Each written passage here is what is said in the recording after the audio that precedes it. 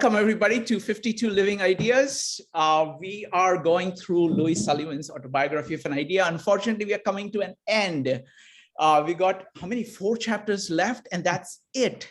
I think we're going to have to go one chapter at a time from now on, because it's just so much. I don't know how to, I don't know how I can go through this chapter today. So we're going to see what we can do. So it's going to be starting with we're going to start with Sherri, then Rob, then Maritza, Joia, and Rupali. That's the plan. All right, so let's get started. Over to you, Sherri. Okay. All right, everybody. So I was asked by dear Joia here to make sure that I jumped back a couple of chapters to touch on I don't remember what chapter we're even in, the 5 orders of architecture.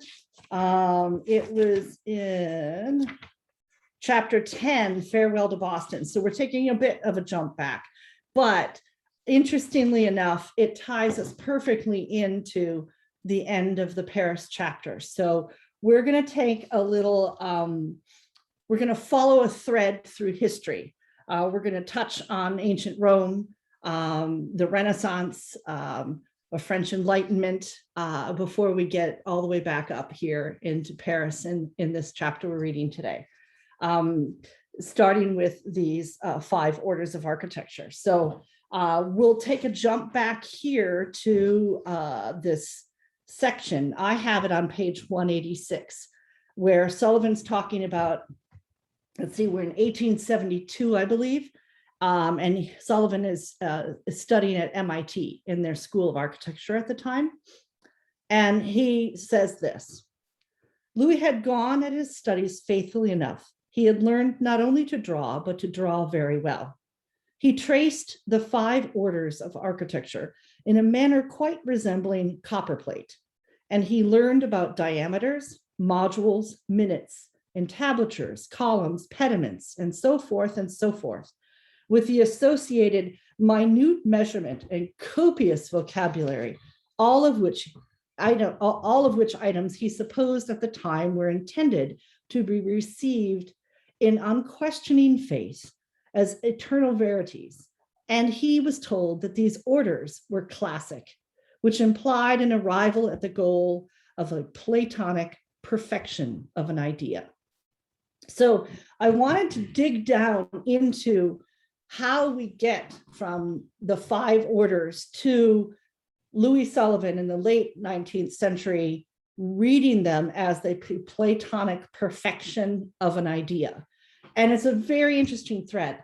So the first stop on our historical world tour here today is taking us all the way back to Rome, to Vitruvius. And Vitruvius was an architect in ancient Rome who was the author of the first known treatise on architecture that we have surviving in text form. We know there were previous texts, but we don't have them. So this is the earliest. So for that reason, it's always, there's a special nugget because it's the first thing, right?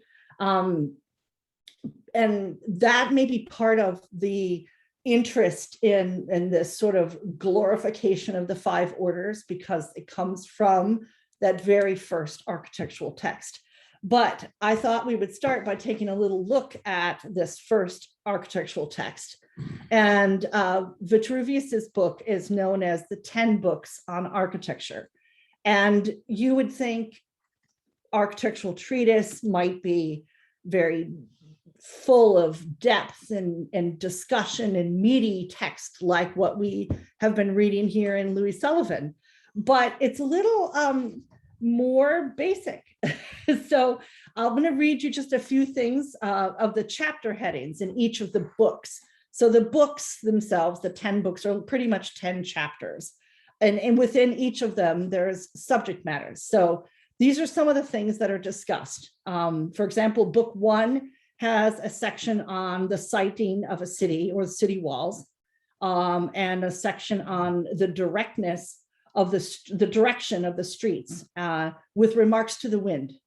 So how to place your streets.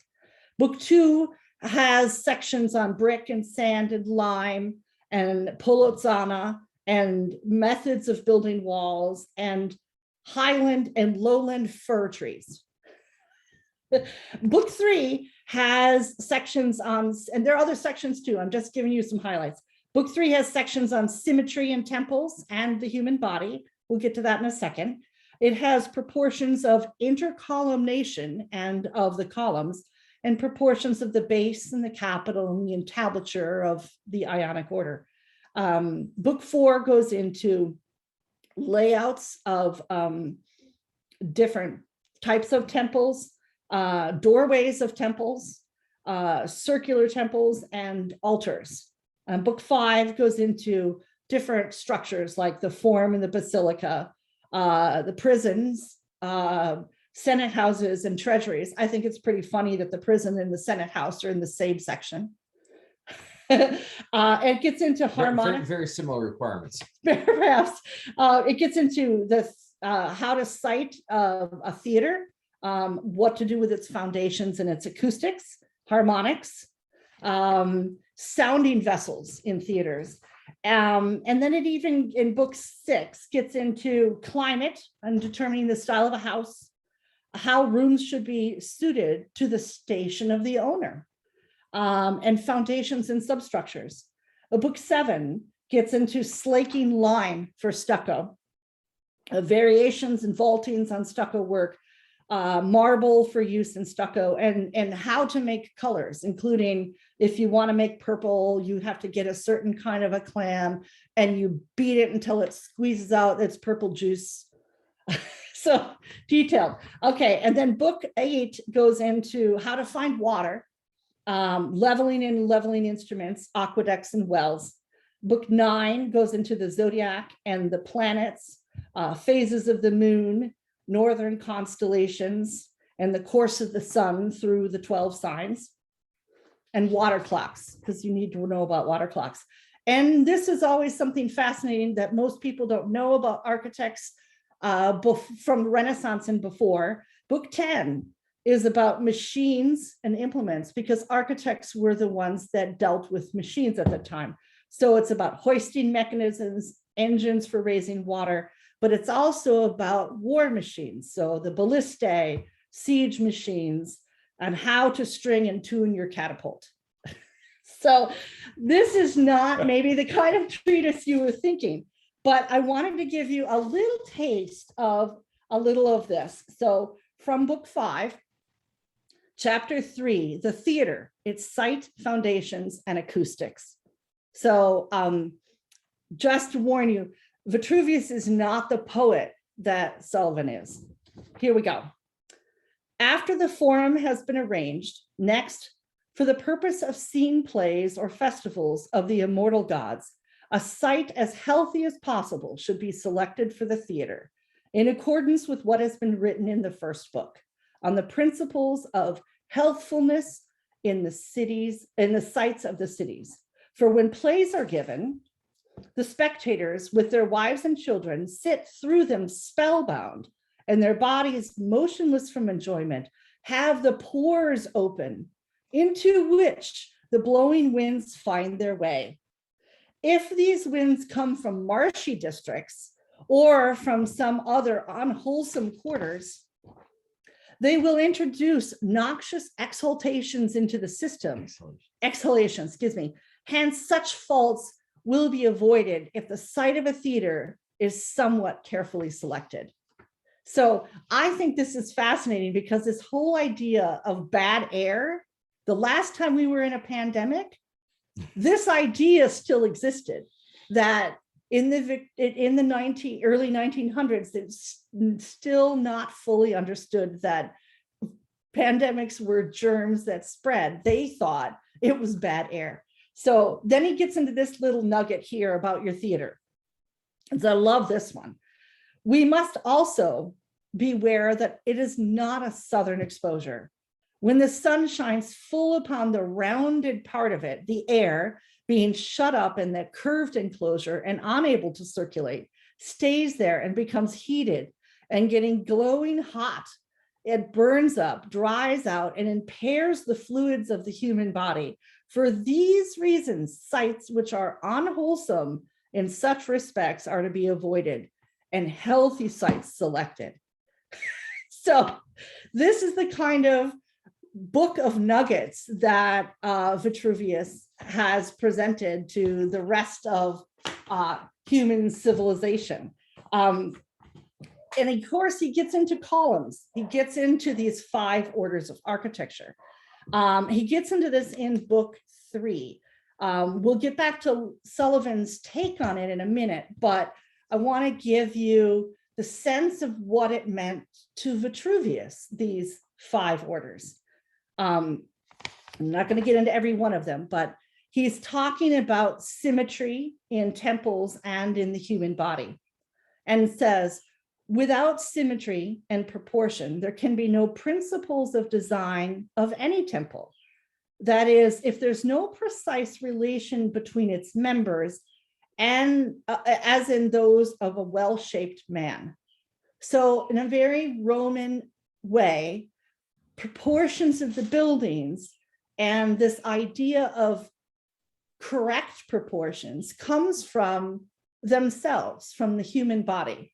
And we see this in, we see this, a similar kind of need to qualify proportions when you look at Pythagoras and how he laid out the 8 tones of a scale in musical terms. It's all about those proportions, and they found perfect proportions, a perfect number. And of course, the perfect number had to do with what we've got 10 fingers. So it must be 10.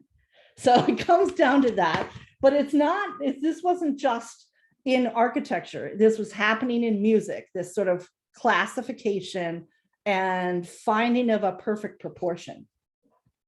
So he goes on here, and we can all do this sitting in front of us. He goes into detail of how the human body is proportioned.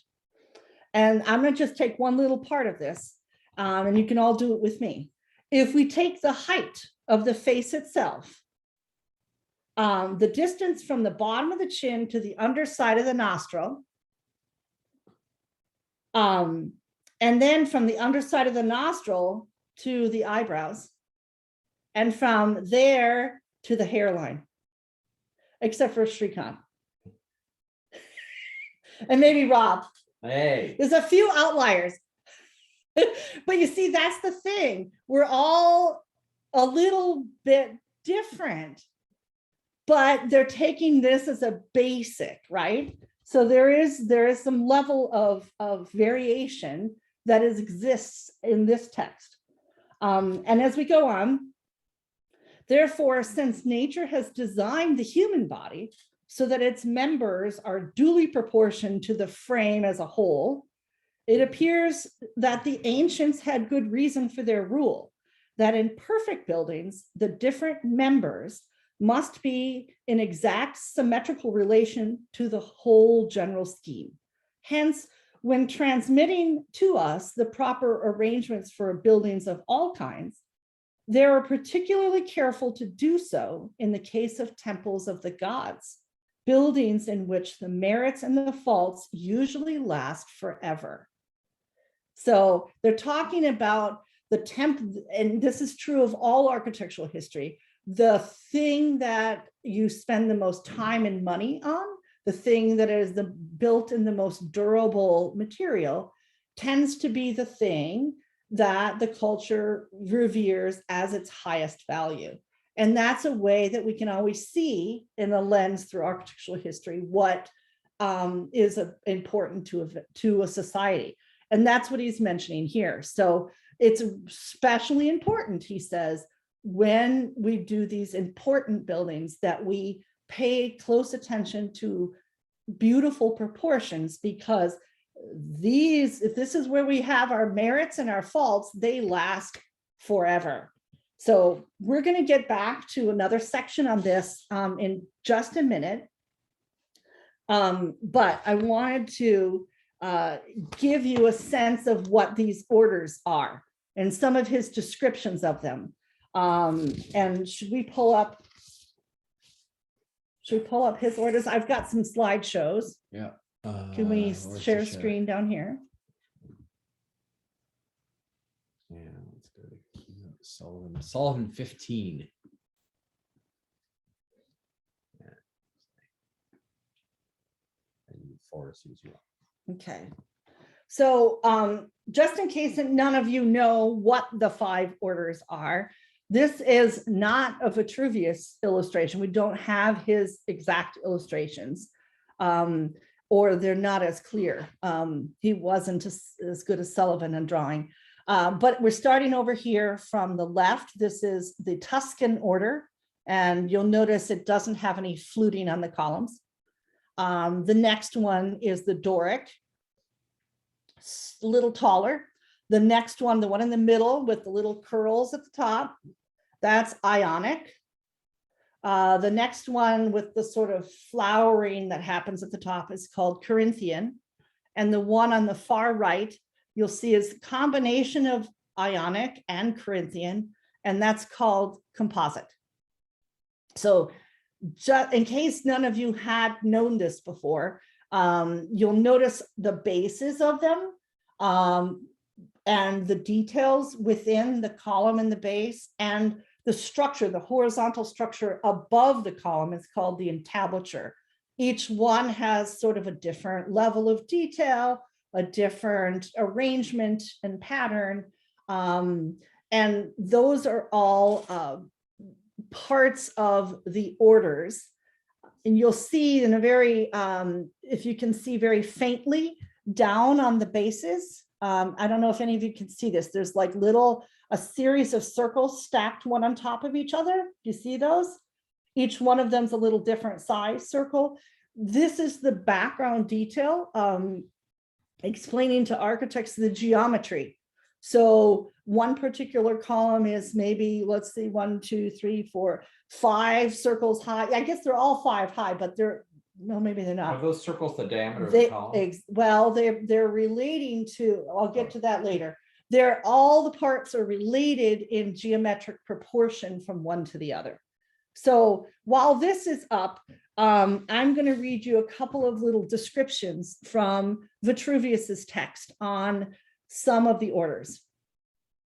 So in book 4, he writes about the temple to Diana, and he writes this: when they desired to construct a temple to Diana in a new style of beauty, they translated these footprints into terms characteristic of the slenderness of women. And I think he's talking about this Ionic temple, or maybe it's the Doric. I think it's from the Doric to the Ionic. Yeah, so 2 over from the left. No, he's going from the Doric to the Ionic. Yeah. So thus first made a column, the thickness of which was only 1/8 of its height, so that it might have a taller look. At the foot, they substituted a base in the place of a shoe. You can see that in there. And the capital, they placed volutes. Now, volutes is these little curls up at the top of the column. It's a lot of terminology. Okay, but listen to this. They placed the volutes hanging down at the right and the left like curly ringlets, and ornamented its front with stomata and with festoons of fruit arranged in place of hair, while they brought the flutes down the whole shaft, like the folds of robes worn by matrons. Thus, in the invention of 2 different kinds of columns, they borrowed manly beauty, naked and unadorned, for the one, and for the other, the delicacy, ornament, and proportions characteristic of women. So you get a little different sense here. And then let me read here about the Corinthian, the origins of the Corinthian order. It is related that the original discovery of this form of capital was as follows. A freeborn maiden of Corinth was just of marriageable age, and was attacked by an illness and passed away. After her burial, her nurse, collecting a few little things which used to give the girl pleasure, when she was alive, put them in a basket, carried it to the tomb, and laid it upon thereof, covering it with a roof tile so that the things might last longer in the open air. This basket happened to be placed just above the root of an acanthus. An acanthus is a kind of plant that grows up in a form of leaf, very much like the capital of these last two columns you see on the right. The acanthus root pressed down, meanwhile, though it was by the weight, when springtime came round and put forth leaves and stalks in the middle, and the stalks growing up along the sides of the basket, pressed out by the corners of the tile through the compulsion of its weight, were forced to bend into volutes at the outer edges. So the thought is that this acanthus shape you've got on these final two columns, that you have this basket of favored things by this young maiden that has been weighing on top of this dormant acanthus plant. And when the plant finally springs forth in the springtime, pushes out and around and coils itself up. So this is their origin of these later two column types. And it's said here, just then Callimachus, who the Athenian called Kata texateknos, because I don't speak Greek, for the refinement and the delicacy of his artistic work, passed by this tomb and observed the basket with the tender young leaves growing round it. Delighted with the novel style and form, he built some columns after that pattern for the Corinthians, determined their symmetrical proportions, and established from that time forth the rules to be followed in the finished works of the Corinthian order. So here we have the ancient Greeks taking what is around them and what is of them, of themselves, characteristic of themselves, and they use this to create their columns, each of a different portion. So here's the Doric. No, that's the Tuscan, very, very simple. And this is what they would call manly, simple, maybe more in the country. This would be called the Doric. The flutes, they think, may have been inspired by the folded fabrics. The next one here is the Ionic, and this is where you're starting to get the volutes. And then you can see in these drawings, you can see the working outs of the geometrical detail. And now I've had an architectural studio class assignment where we were each given a measurement and then had to work out in detail all of the proportions of the shapes of the flutes, the entasis, that's the widening and narrowing of the columns on the way up the shaft, all of these levels of details. It is a master class in geometry to do that.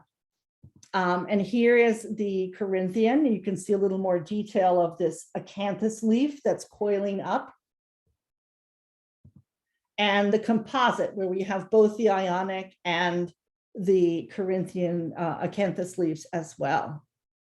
But the truth is, columns came in all different kinds of shapes and sizes from all across the world, not just in Greek and Rome. So here's a little snapshot, and I'm not even going to start going into detail of where these were all from.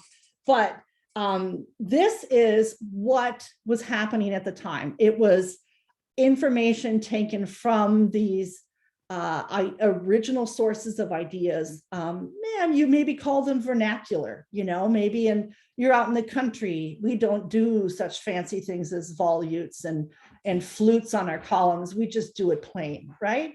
Maybe you're in the fancy big city and you have more decoration, or you just have more money. It's that sort of thing.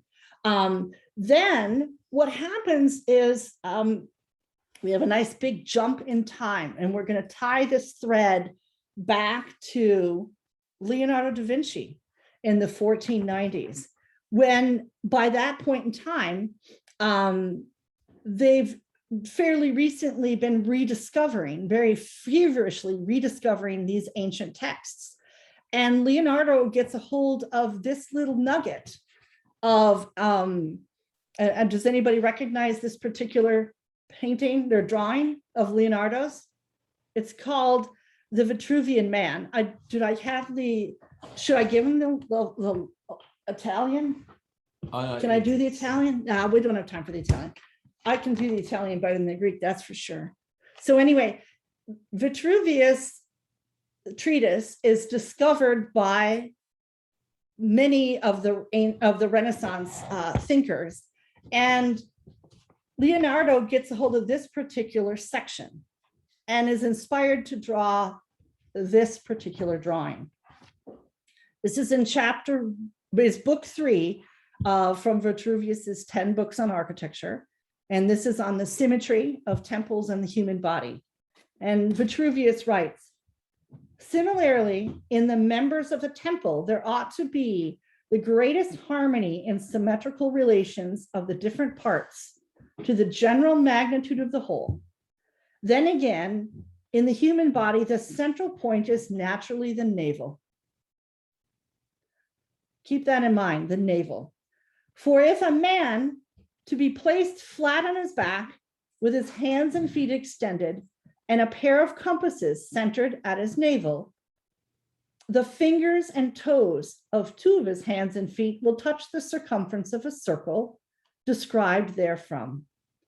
And just as the human body yields a circular outline, so too a square figure may be found from it.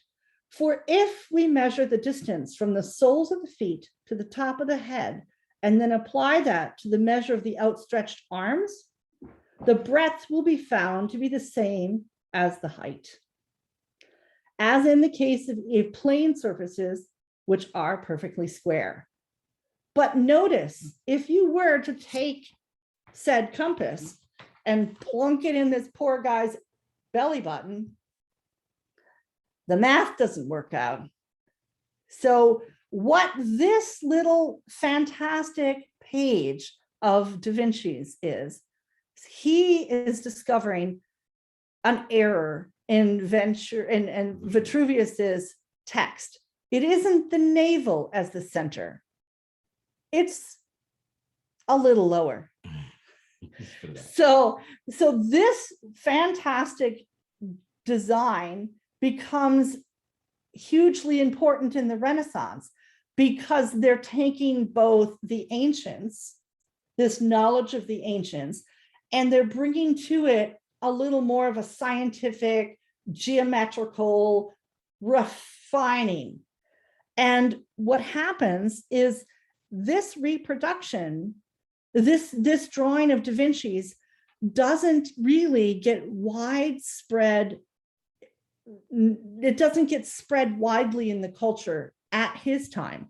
It gets published first as a reproduction in 1810,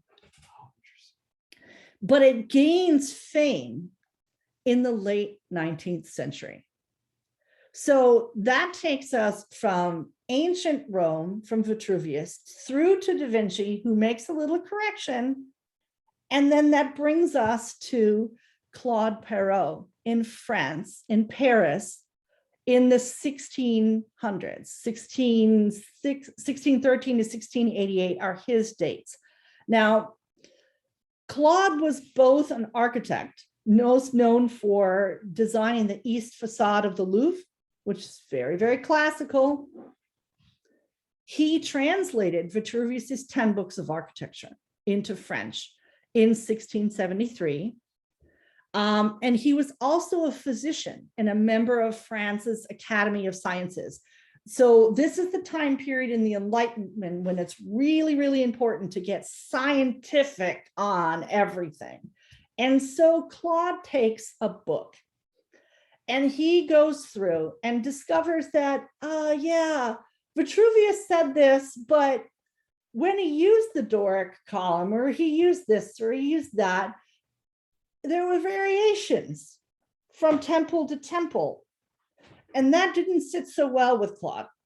So Claude started his own text on ordinances. I can get the text if you can just search it. It's ordinances of the five orders. Read this caption though. Yes. So the caption at the bottom, if you can't read it, it says a comparison of the Ionic order according to Vitruvius with actual examples with the Vignola order. Now, Vignola, I didn't have time to stop, is another Italian Renaissance architect who was also digging into these ancient orders. So we have here now Claude Perrault, who's digging into the science and finding these things aren't accurate. So he goes into this deep dive of trying to codify these orders. And we end up with a series, this is just some of them, a series of tables in his text where he has gone around and measured. So this is the table of diminution of columns. So he classifies Doric and he gives you two different examples and he tells you the heights of the shafts and where they're different. And then he goes through Ionic and Corinthian and composite, codifying and data crunching all of these different things and realizing, well, but they're all different. So he has another table on the column lengths, and you can see all the different examples he's choosing. And then what is he doing here? He's having a mean. In other words, he's averaging. He is codifying that Ionic should be not 19 feet 2 inches or 17 feet and 2/3 or 18 or 16. It's got to be 17 1/3. And he's doing this with every single thing. So here is this table of entablatures. I love that name. And he's got a table of entablatures. That's my favorite. And he's got this down to minutes. You know, he's calculating the minutes, the measurements of each one of these, and a table of modules. And he's trying to finding how many modules are in a minute or minutes in a module. There's small modules and they're mean modules and they're large modules, and how many each one of them contain. And he's making then this particular example. So we have here the Doric order according to Palladio and Scamuzzi, two other ancient, or not ancient, Renaissance architects, and showing their two different Doric orders and how they're different. And kind of, frankly, having a bit of a fit about this. We have to have order. So what he ends up, I think we can stop share here. Can you stop share? So what we end up having is this codification of hundreds and hundreds of years of people doing columns in kind of a rough proportion, you know, like all of us, we're just a little bit different. And then we have Claude Perrault's work being a really important part of what is not only taught at the École des Beaux-Arts, but he's not there yet at this point. He's still at MIT, remember, when he's reading this about the five orders. But that same intensity of what you can do with the five orders comes to him at his architecture class back in Boston.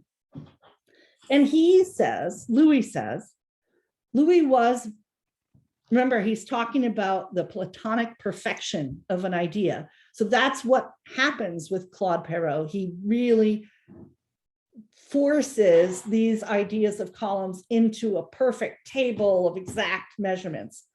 And then you have Louis saying, but Louis by nature was not given to that kind of faith. His faith lay over his faith ever lay in the oft-seen creative power and glory of man. The song of spring was the song in his heart. These rigid orders seemed to say to him, the book is closed, art shall die. Then he goes on this lovely description of the Parthenon, which I believe is importantly read by Ayn Rand when she was thinking of her scene with Howard Rourke. Why the 5 orders? Why not one? Each of them plainly tells a different story. But remember, at the beginning, they plainly told different stories because they were meant to be different. By the time we get to the French Enlightenment, they're just listed as the 5 orders, and there's no longer that connection to what they really were. If one be sacrosanct, the remaining 4 become invalid. Now it would appear the testimony of the world of scholarship and the learning that the Greek is sacrosanct, and all of the Greeks, the Parthenon is super sacrosanct. Therefore, there was and has been in all of time, but the unique Parthenon. All else is invalid. Art is dead. It should not be forgotten that the unique Parthenon was builded by the ancient Greeks, by living men. And that is the kernel that Sullivan takes from this, that this historical part is just not what he's after. He's after looking for something much, much more important. And that's what takes us to Sullivan in Paris. So we're going to jump forward here to Sullivan in Paris with his new teacher. He's Monsieur Clopet. Yeah, never pronounce the final T. I can't really speak French. So we have here and this is his geometry teacher. He's learning French, and his geometry teacher is going through his books with him and has decided there's a problem with 5 exceptions or special cases. Here a theorem, there a special case, another 9, and so on. And he says, I suggest you place this book in the wastebasket. We shall not need of it here. For here our demonstrations shall be so broad as to admit of no exceptions. And then Sullivan takes that idea just a little bit further down on page 221 and says, the inquiry. If this can be done in mathematics, why not in architecture? The instant answer, it can, and it shall be. No one has, I will. So we have Sullivan taking perhaps what the French Enlightenment was trying to do, but they had put in so much rigid logic, they lost the life in it. And Sullivan is looking very much to bring that back. And he talks here about this problem of abstractions. He talks about how his studies, he became convinced that all abstractions were assumptions, that abstract truth itself was a mirage. And he writes, this is on 225, it was against what he deemed the impertinence of rigid logic that he rebelled. For once we assume an abstraction to be real, he thought, we lose our anchorage, which is in the real. So we have Sullivan looking for some philosophy, some overarching idea that he can use as the basis that he can hang his hat on without having a million exemptions, without having it codified to the point where there is literally no life left in it. And then we get him in his studies in France. There's some really lovely things in here that I'm going to leave to others. And we get to this lovely little detail, this beginning seed of what he's seen happening at his school, the École des Beaux-Arts. He writes about French thought. To its richness, its firmness, its solidity, and above all, the severity of its discipline beneath so smooth a surface. And I just love that description, smooth severity. And when you really study all of that academic style in France, whether it's art, painting, sculpture, architecture, garden design, clothing design, it all has that characteristic to it. And then he gets on to this one assignment where they're devoted to these interesting classroom assignments. There's preparatory work he's doing, a 3-month project they're supposed to be doing. And his preparatory work, he is discovering 3 small volumes by Hippolyte Taine, devoted to the philosophy of art in Greece, Italy, and Netherlands. And from this, he derives what he calls 3 strong impressions or novel shocks. And I love that description, a novel shock. And this is an important part. He writes first that there existed such a thing as a philosophy of art. Second, that according to Monsieur Taine's philosophy, I don't speak French, to his philosophy, the art of a people is a reflex or direct expression of the life of that people. And third, that one must become well acquainted with that life in order to see into the art. And this is a big watershed moment for Sullivan. He sees this, and that opens up a whole new part. And then there is this wonderful, wonderful line. On 234, he writes, "Now Louis had never trusted the care of his eyesight to anyone." And nor should any of us. But he then takes these novel insights, these 3 great shaking moments, and he talks lavishly, and I'm gonna let others do this, about the Sistine Chapel. Oh, love it. His descriptions of Michelangelo and Michelangelo's work of Mighty Men is just fantastic. My favorite line might, however, be his description of Florence, because I agree. Louis saw Florence and does not know how he came to break the golden chains that bound him there. A too willing captive. I think we're all probably in that state. So we have him taking that idea and touring all of the world's great, amazing art and seeing it really in fresh eyes and inspiring him in a way that hasn't happened before. And while he's in Paris, this will tie into Rob's, while he's in Paris, one of the other things that he does is he attends unforgettable midnight masses at Notre Dame.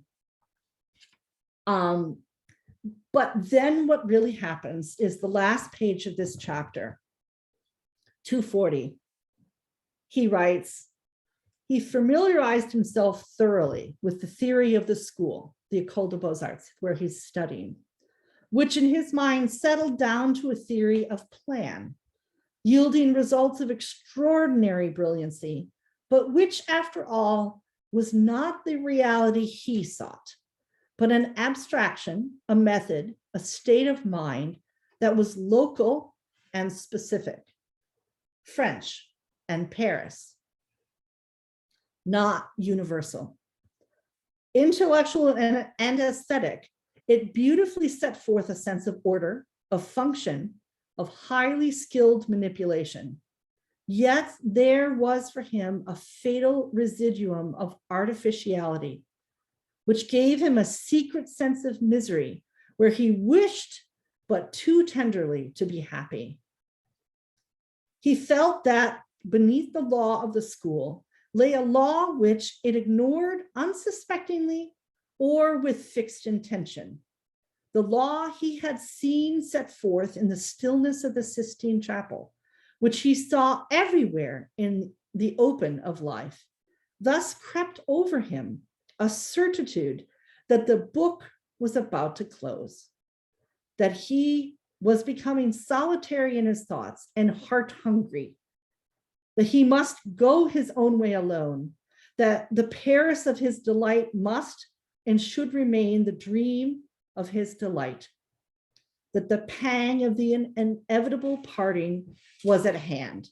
Now, he's talking very sadly here because he's leaving. He knows it's time for him to leave Paris. But don't fret, because what he's really after here is the beginning of what is true to himself. And he is finding that in the last several chapters of this book. There you go. Sorry I took so long. Wonderful. Thank you. Thank you, Sherri. I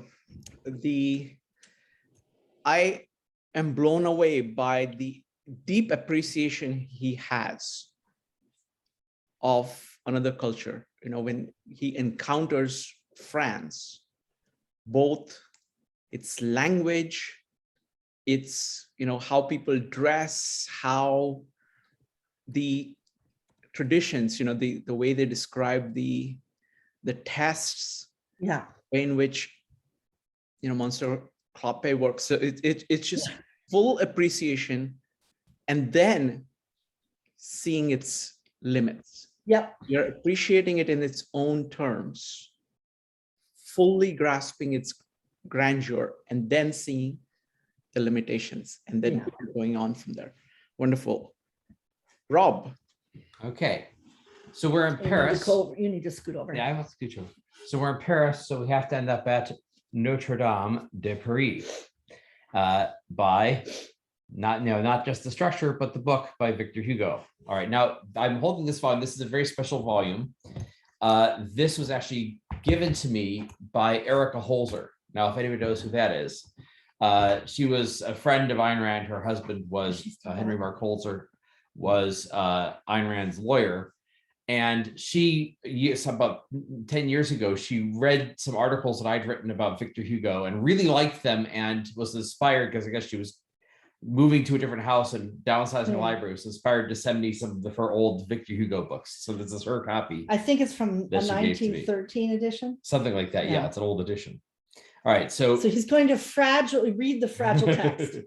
But the reason I'm reading this is I'm doing this really on Sherri's orders here, because you came across a paper, like an academic paper, and it was part of her research on Sullivan, which talked about the influence that Victor Hugo had on architecture in Paris. Especially at the École des Beaux-Arts. Especially at the École des Beaux-Arts, that he was this towering figure in French literature for like 50 years, up to the 1870s. So not long before Sullivan was there. And he wrote Notre Dame de Paris in 1831. And in it, there's a section on architecture that had this big influence on the people study on the school of the École des Beaux-Arts. And so I'm going to read from that section. Now, the section here in this version is translated as "the one will kill the other." In the version I first read in it, I thought it had a better translation, which was "this will kill that." And it's a comment made by Claude Frollo, one of the main characters in the book, where he's looking at a book and he's looking at the cathedral of Notre Dame de Paris, and he says, "This will kill that." And he's saying the book will kill the building. And one of the implications, so then Hugo uses that as an opportunity to say, well, let's do an essay on the social and cultural impact of the book, of the printed book. This is like, Hugo's essays are sort of the equivalent, in Ayn Rand's novels, it would be a speech the character gives. In Hugo's novels, it's, hey, let's take a break and have a long historical essay. And they're always, they're sort of diversions, and they're wonderful diversions. The guy could write a brilliant essay. But they're also thematically related. They're somehow related to the plot in terms of advancing its theme some way. So this is like about 17 pages. So I can't read the whole thing. It's like 17 pages, but it's his diversion where he talks about the book versus architecture. And in the process makes a lot of comments on architecture that I think you're going to see that there's some point of connection there to Sullivan. So I have written down which sections I want to read here. We're not underlining in this. I'm not underlining here, but I'm not going to try to read the whole thing, just some sections to give you an idea. So part of the meaning of his saying "this will kill that" is it was the presentiment that human thought in changing its form, would also change its mode of expression, that the leading idea of each generation would no longer be written with the same material and in the same fashion, that the book of stone, so solid and so enduring, must make way for the book of paper, still more solid and enduring. Now we're going to get later to why he says the book of paper is more solid and enduring. Looked at in this light, the archdeacon's vague statement had another meaning. It meant that one art would dethrone another art. It meant printing will destroy architecture. Indeed, from the beginning of things down to the 15th century of the Christian era inclusive, architecture was the great book of humanity, the chief expression of man in his various stages of development, whether as force or as intellect. When the memory of the earliest races became surcharged, when mankind's burden of recollections became so great and so bewildering that mere speech, naked and winged, was in danger of losing a part on the road, men wrote them upon the ground in the way which was at once plainest, most enduring, and most natural. Every tradition was sealed beneath a monument. The first monuments were mere fragments of rock, quote, which the iron had not touched, says Moses. In other words, uncut rock. Architecture began like all writing. A stone was placed on end, and it was a letter, and each letter was a hieroglyph. And upon each hieroglyph rested a group of ideas, like the capital on a column. Thus did the first races everywhere at the same moment, over the entire surface of the world. We find the cromlech of the Celts. A cromlech is like these standing stones that you see. We find the cromlech of the Celts in Asiatic Siberia and in American Pampas, so it's universal. Later on, words were formed.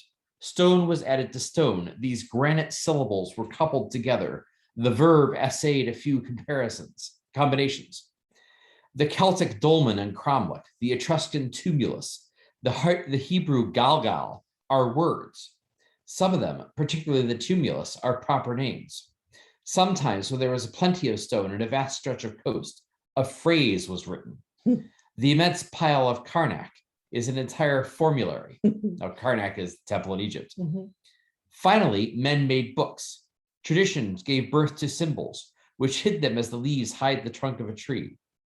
All these symbols in which humanity believed grew, multiplied, crossed one another, became more and more complicated. The first monuments were no longer sufficient to contain them. They overflowed them on every side.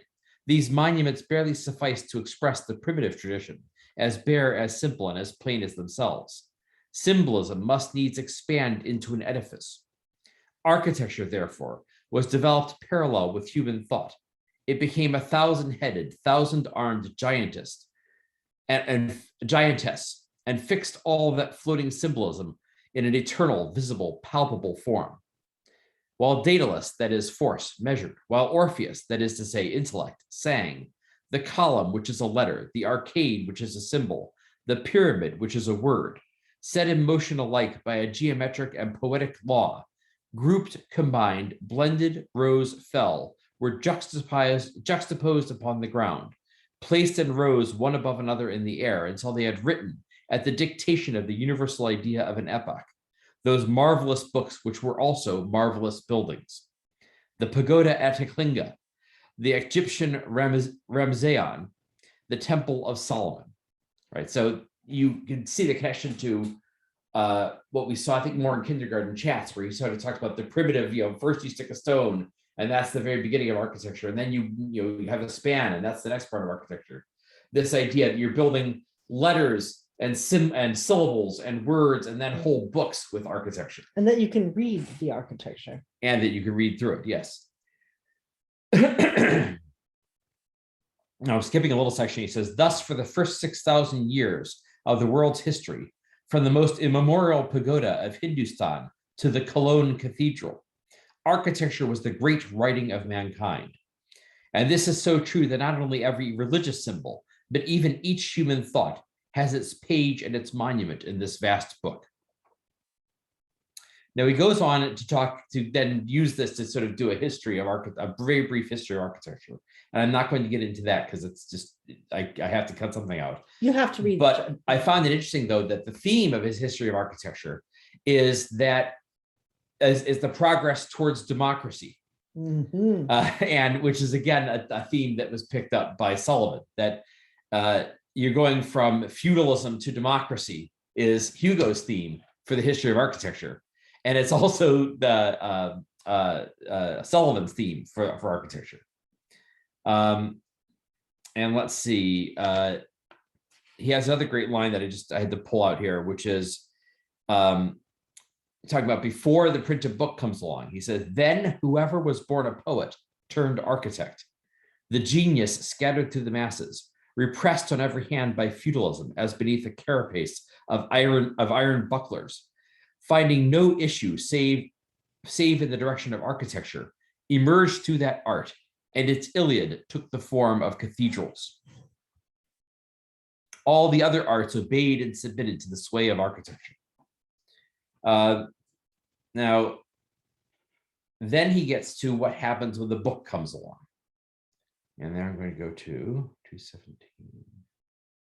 In the 15th century, everything changed. Human thought discovered a means of perpetuation not only more durable and more resisting than architecture, but also simpler and easier. Architecture was dethroned. To the stone letters of Orpheus succeeded the leaden letters of Gutenberg. It's talking about the letters cast in lead of movable type. Love that. The book will destroy the building. The invention of printing was the greatest event in history. Now, this is you can tell this is a writer, you know. The invention of printing was the greatest event in history.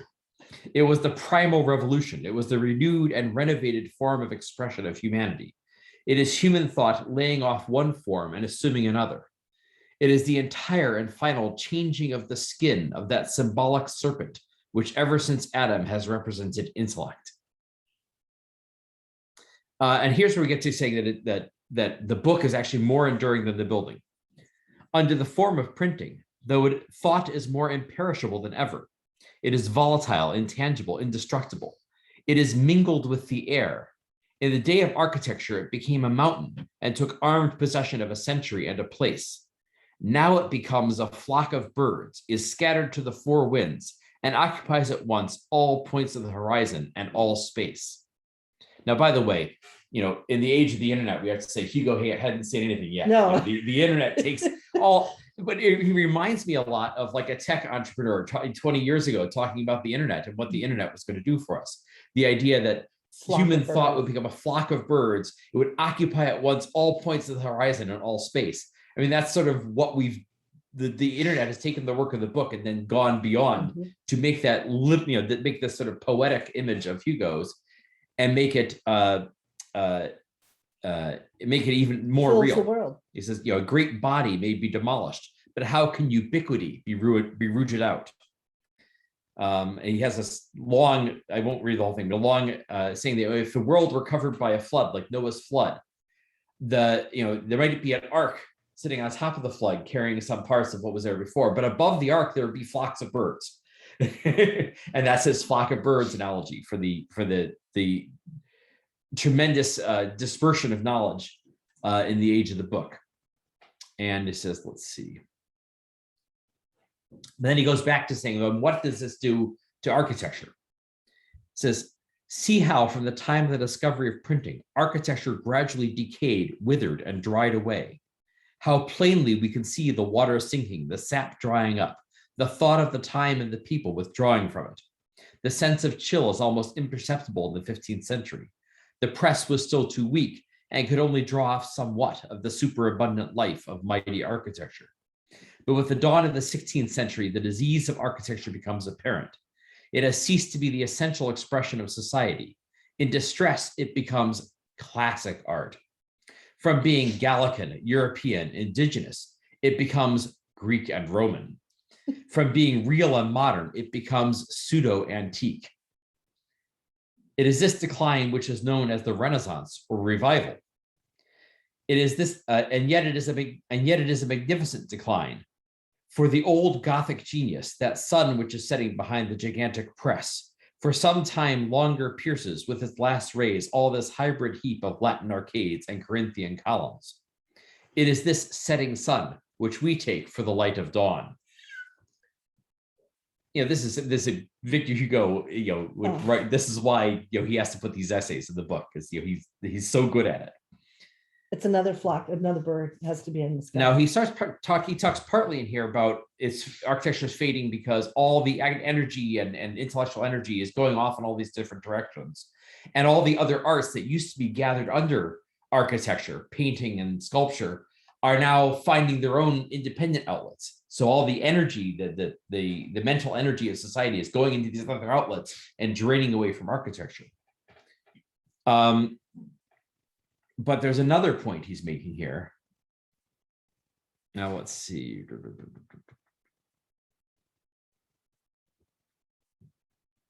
I'm trying to find, oh, here we go. He says, architecture now crawled like a pitiful beggar of the studios from copy to copy. Michelangelo, who had doubtless foreseen its death from the dawn of the 16th century, had a last inspiration, the inspiration of despair. That titan of art piled the Pantheon upon the Parthenon and created St. Peter's Church at Rome.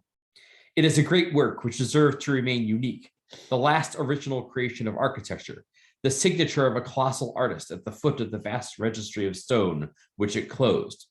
Michelangelo dead, what did this wretched architecture do which survived itself in a spectral, ghost-like state? It took St. Peter's at Rome, copied it, and parodied it. It was mere mania. It was pitiable. Every century had its St. Peter's. In the 17th century, it was the Val de Grace. In the 18th, Sainte Geneviève. Every country had its own. Paris had every country had its St. Peter's. London had its own. St. Petersburg had its own. Paris had 2 or 3. A worthless legacy, a last unmeaning drivel of a great art grown old and reduced to dotage before it died.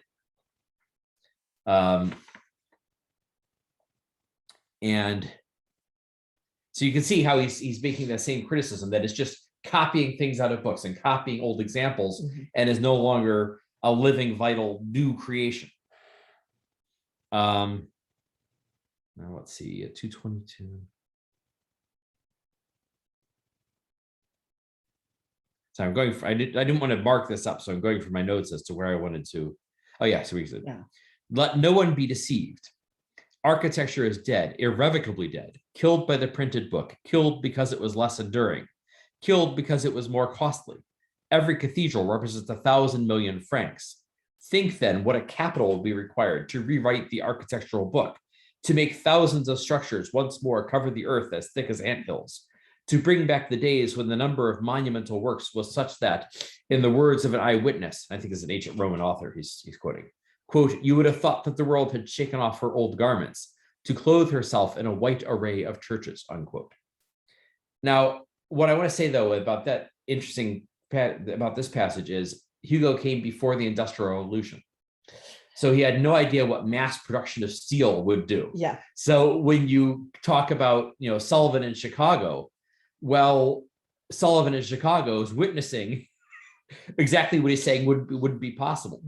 To make thousands of structures once more cover the earth as thick as anthills, right? The American city, New York, Chicago, they were actually doing this because the mass production of the book, the mass production of words in a book had then been matched by the mass production of steel and stone and other materials for architecture.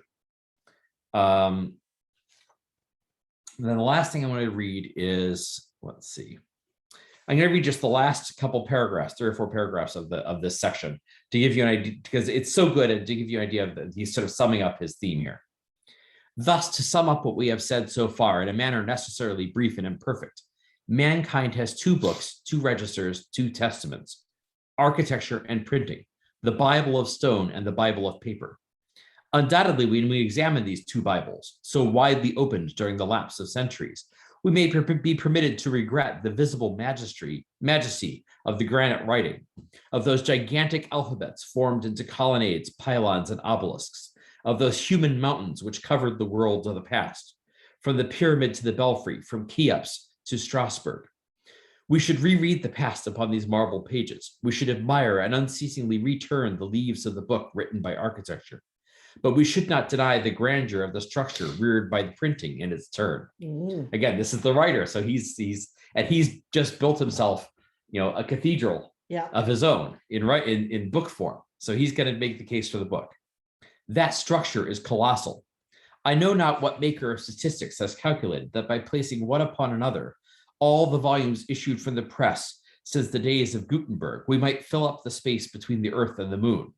But this is not the sort of grandeur which we mean. Still, when we try to form a mental image of all the products of printing down to our own day, does not the sum total seem a vast construction, resting upon the entire universe, at which humanity labors without respite, and whose monstrous summit is lost in the thick mists of the future? It is the ant hill of intellects. It is the hive where all wit and imagination, those golden bees, store up their honey. The structure has 1,000 stories. Here and there, opening on its staircases, we see the dark caves of learning intersecting one another within it. All over its surface, art has woven its arabesques, its rose windows, and its lacework to captivate the eye. There, each individual work, fanciful and unique as it may seem, has its place and its purpose. Harmony results from the union of all. From the cathedral of Shakespeare to the mosque of Byron, a myriad spires are heaped pell-mell upon this metropolis of universal thought.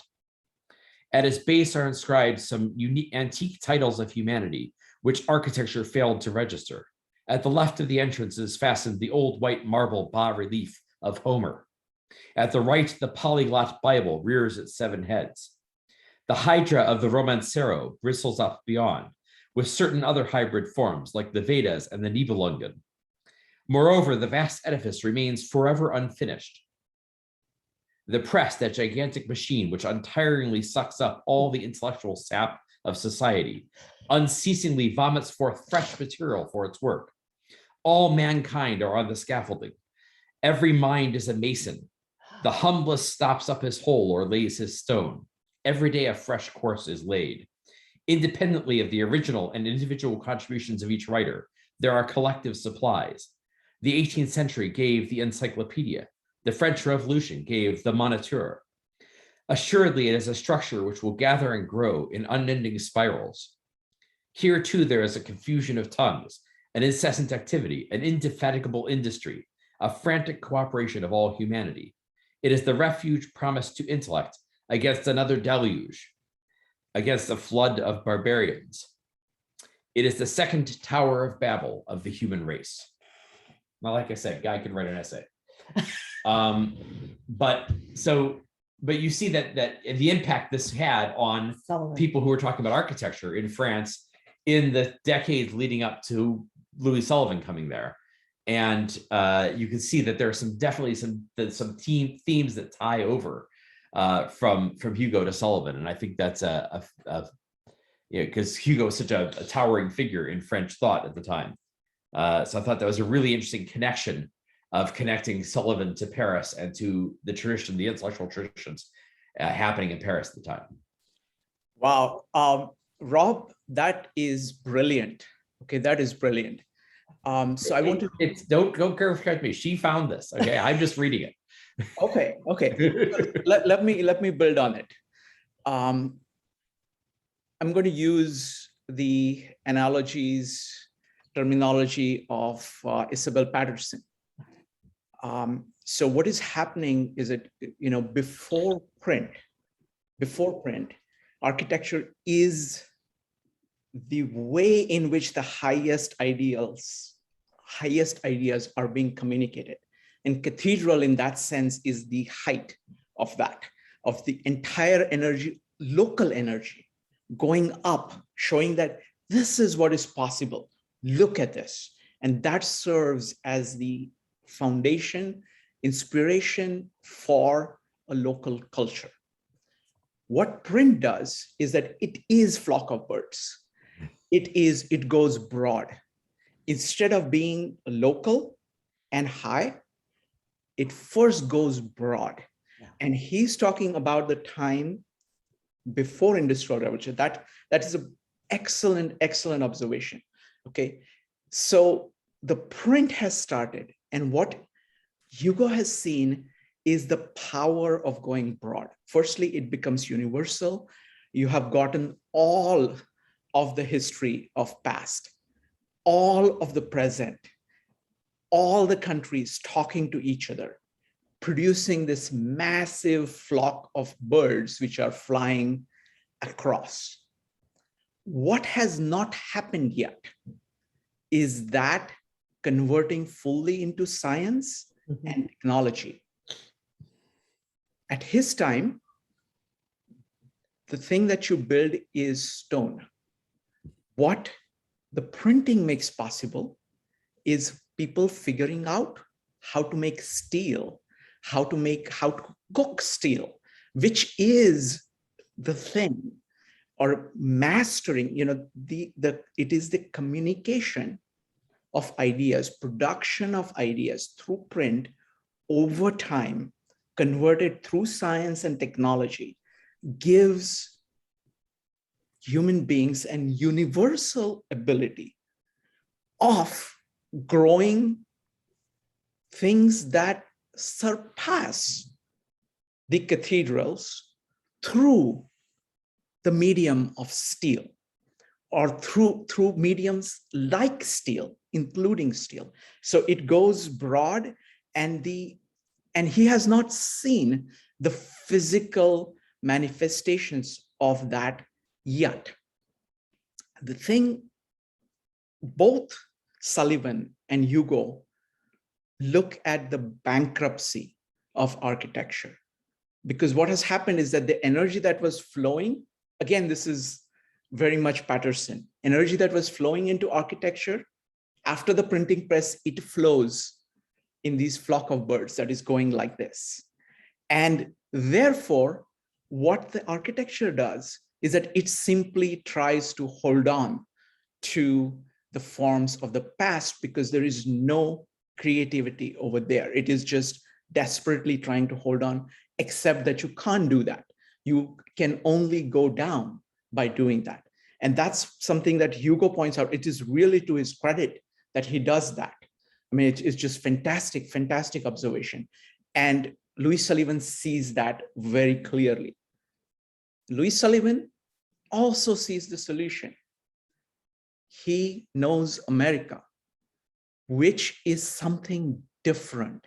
It is a place where all of this broad action is carried out without the weight of the social systems and architecture and the traditions of the old world, of Europe. So it is a plain field where there isn't much of structure holding it down. So that's where this printed flock of birds grow into steel skyscrapers and take off, thanks to somebody like people like Sullivan. But it is just beautiful, beautiful story that, connecting up what Hugo has seen, what Sullivan is doing, and the middle missing term, which is that two missing terms actually. One missing term is that of connection between printing and science and industrial revolution. That's one.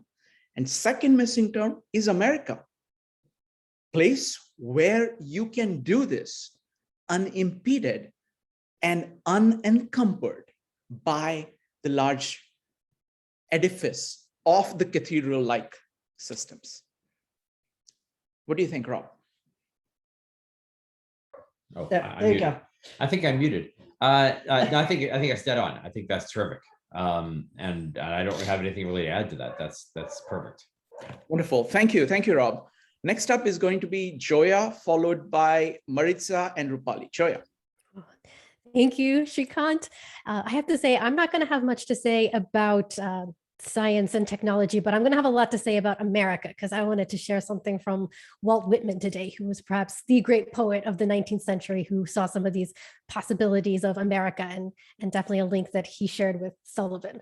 But I wanted to start even by taking us back into chapter 11. And I've just been intrigued through these chapters of Sullivan's fascination with words. And this started to come up the last time we all got together, and really how words function in his thinking and in his work as a creator, as an architect. So I wanted to start even with this revelation he has about what words are and the power of words and where words can go wrong and where words can go right. And this starts here in chapter 11, where he says, "For words in themselves had come to form a passing aversion, since he had noted their tendency to eclipse the vibrant values of immediate reality. Therefore, he preferred to think and feel and contemplate without the use of words. Indeed, one of his favorite pastimes was deliberately to think and feel and contemplate without the use of words, to create thus a wordless universe with himself silent at the center of it all. Thus came about a widening clarity, an increased sensitiveness to values, a separate isolation of the permanent and the ephemeral. And it seemed also as though within his small self-created silence, he listened to the strident noises of the world as coming from without. All this Louis did with buoyant jocularity, for fun, for, quote, practice, as he called it. And yet, now and then, a word came to him of a sudden, in surprise, a sort of keyword that unlocked, that opened and revealed. Among such was the word self-expression, which gave him a rude shock of hilarity and wonder. He said, "What?" which expressed quite well what he meant. And I think we're really seeing something that is key to who Louis Sullivan is, that his process has to start before the words. It has to start with that immediate connection to what is happening in reality, and how he has this whole emotional, value-rich connection to immediate reality first.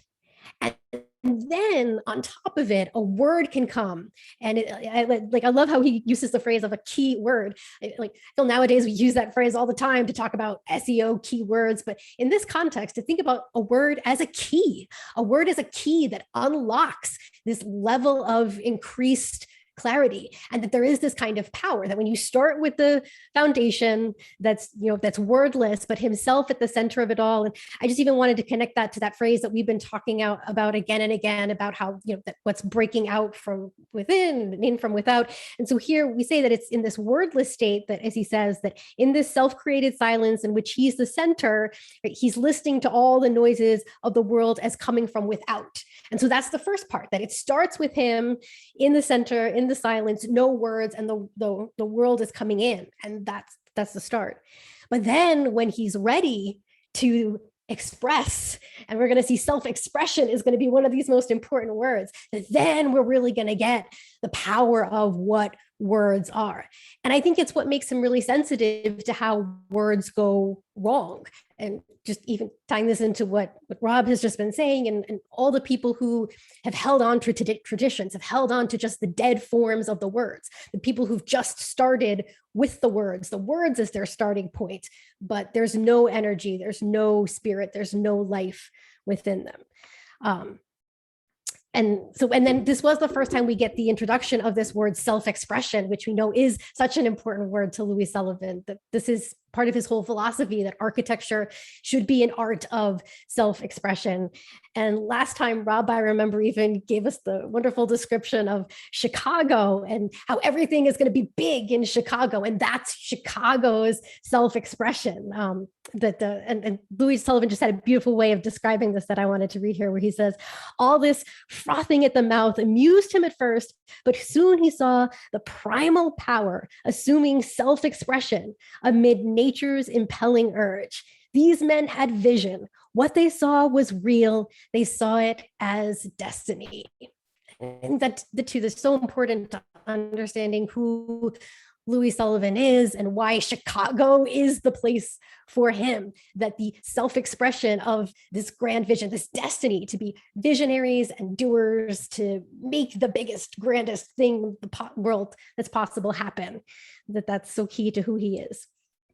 So then I just wanted to skip ahead in this chapter to where we get his first introduction to what we know is another one of his most important words, which is the word function.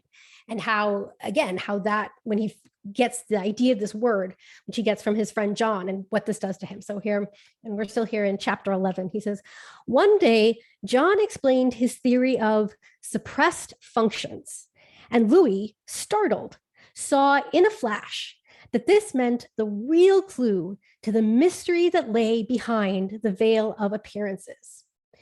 Louis was peculiarly subject to shock from unexpected explosion of a single word.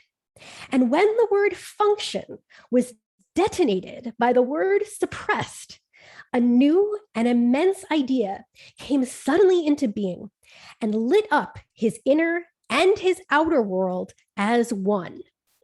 Thus, with John's aid, Louis saw the outer and the inner world more clearly, and the world of men began to assume a semblance of form and of function. But alas, what he had assumed to be a single vast veil of mystery that might perhaps lift of a sudden, like a cloud, provided an experience to be a series of gossamer hangings that must slowly rise up one by one in a grand transformation scene, such as he had viewed when as a small boy he saw the 40 Thieves, where all was transformed into reality by a child's imagination. Now would it be possible for him, through the reverse power of imagination, to cause the veils of the hidden world to rise and reveal? On this threshold, for a passing moment, he faltered. Then resurging courage came. Louis soon noticed that while he himself had a clear program in life, John had none. And again, I think this is a really significant aspect of who Louis Sullivan is to point out, and even how this realization comes with the explosion of the idea of function. But the importance that Louis had a program, that Louis had a purpose. His friend John may be this intellectual with all sorts of ideas, but there's no driving purpose. There's no program to all of John's thoughts. But Louis has this purpose to, at this point, and this is even, we're going to see even further development of the purpose in the next chapter, as Sherri was giving us when he discovers Monsieur Clopay, and then he has this new purpose where he's going to discover an idea with no exceptions. He hasn't even gone there yet, but he at least at this point has the purpose and the program that he's going to be an architect and make up buildings out of his own head. This purpose is firmly established at this point. And how that makes a difference to have a program, to have a purpose. And then I think it's interesting as well, again, how the words are functioning for Louis, that when he gets the word is able to do so much because there's already so much that's built up through all of the experiences that he's had in immediate contact with nature, with reality, so that when he hears the word, it has this effect like an immediate explosion, and so much gets integrated and understood when he grasps the concept of the word. But significantly, that it doesn't come all of a piece, that there's still more to understand about form and function. And of course, we're going to see how he's going to continue to develop that really important idea. And then I just wanted to skip there. I mean, there's so much obviously to say, and I know Rupali is going to have so much to say about Louis Sullivan's great experience as a student and the program that he sets out when he realizes that he only has this limited time to pass his exams. But I want to skip to the section all about the Sistine Chapel, because here I think we get such a beautiful description of the power of what Louis grasps when he is just in that, otherwise silent commune with nature. And now we're going to see what happens when he has that same kind of silent commune with one of the grandest of the mighty men of history. And then again, just to show the power of words. And to me, this is pure poetry, the way that he's able to express his experience with the Sistine Chapel. And I think it's significant too, that even what sends him on this quest is still something about a word. So Sherri had read to us about how he had these shocks when he read the Monsieur Taine, I guess, I don't pronounce French well either. But what gave him this impetus was that it says here in the volume on Italy, however, occurred a statement which struck Louis as of most sinister import for him. It alarmed him. It was to this effect, that concerning the work of Michelangelo in the Sistine Chapel, the last judgment was obviously done on momentum as compared with the vigor of the ceiling. And then, as Sherri pointed out, now Louis had never trusted the care of his eyesight to anyone, nor did he now propose to entrust it in M. Taine's keeping. He was averse to taking things on say-so. It was his pride that he could see. But could his eye detect so subtle a change in the work of a great artist as was implicated in the word momentum, and which Mem Taine had said was obvious? So then he's got to go to see with his own eyes, to see for himself, to be in this silent commune with the Sistine Chapel, all because of this word momentum. And then from that, we get just these beautiful words. And I'll just say about this, the first time I ever had the opportunity to go to the Sistine Chapel, I did not spend as much time as Louis Sullivan, but I did go. And if you've ever been there, you know the experience. You go to the Vatican Museum and they make you kind of like weave your way through all of these different rooms before you finally get to the Sistine Chapel. And I remember running through, except I did stop and spend some time. There's the great Raphael painting of the philosopher. So I did have to spend some time and commune with that painting. But then pretty much I just rushed through all of the maze to get to the Sistine Chapel and spend that time. And I remember just being so blown away and not being able to put it into words. And to me, it was such a revelation. It had that kind of effect of shock and explosion to experience the words that Louis Sullivan is able to put on the experience of what the Sistine Chapel is like. So I could not get through this chapter without having to read this and share this part. The Sistine Chapel, one steady sweep of the eye. It was easy, oh, so easy, so self-evident. Thus accumulating agony ended forever in a supreme moment of relief. And Louis knew once and for all that he could see anything that I could see. He would not have used the word momentum, an academic word. He would have called it the work of a man powerful, even in old age. Louis spent 3 days in Rome, 2 of them in the Sistine, alone there almost all the time. Here he communed in the silence with a superman. Here he felt and saw a great free spirit. Here he was filled with the awe that stills. Here he came face to face with his first great adventurer, the first mighty man of courage, the first man with a great voice, the first whose speech was elemental, the first whose will would not be denied, the first to cry, yea, in thunder tones, the first mighty craftsman, the man of superpower, the glorified man of whom he had dreamed in his childhood, of whom he prophesied in his childhood, as he watched his big, strong men build stone walls, hew down trees, drive huge horses, his mighty men, his heroes, his demigods, a powerful presentiment which he had seen and felt in the glory of the sunrise, which he had heard in the voice of spring, and which personified through the haze of most mystical romantic trances,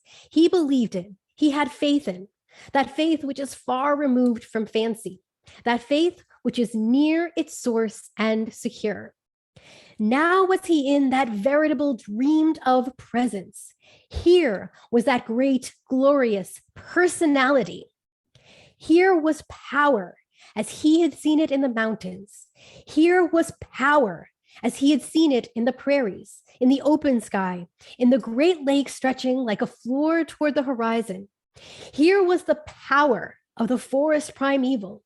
Here was the power of the open, of the free spirit of man striding abroad in the open. Here was the living presence of a man who had done things in the beneficence of power.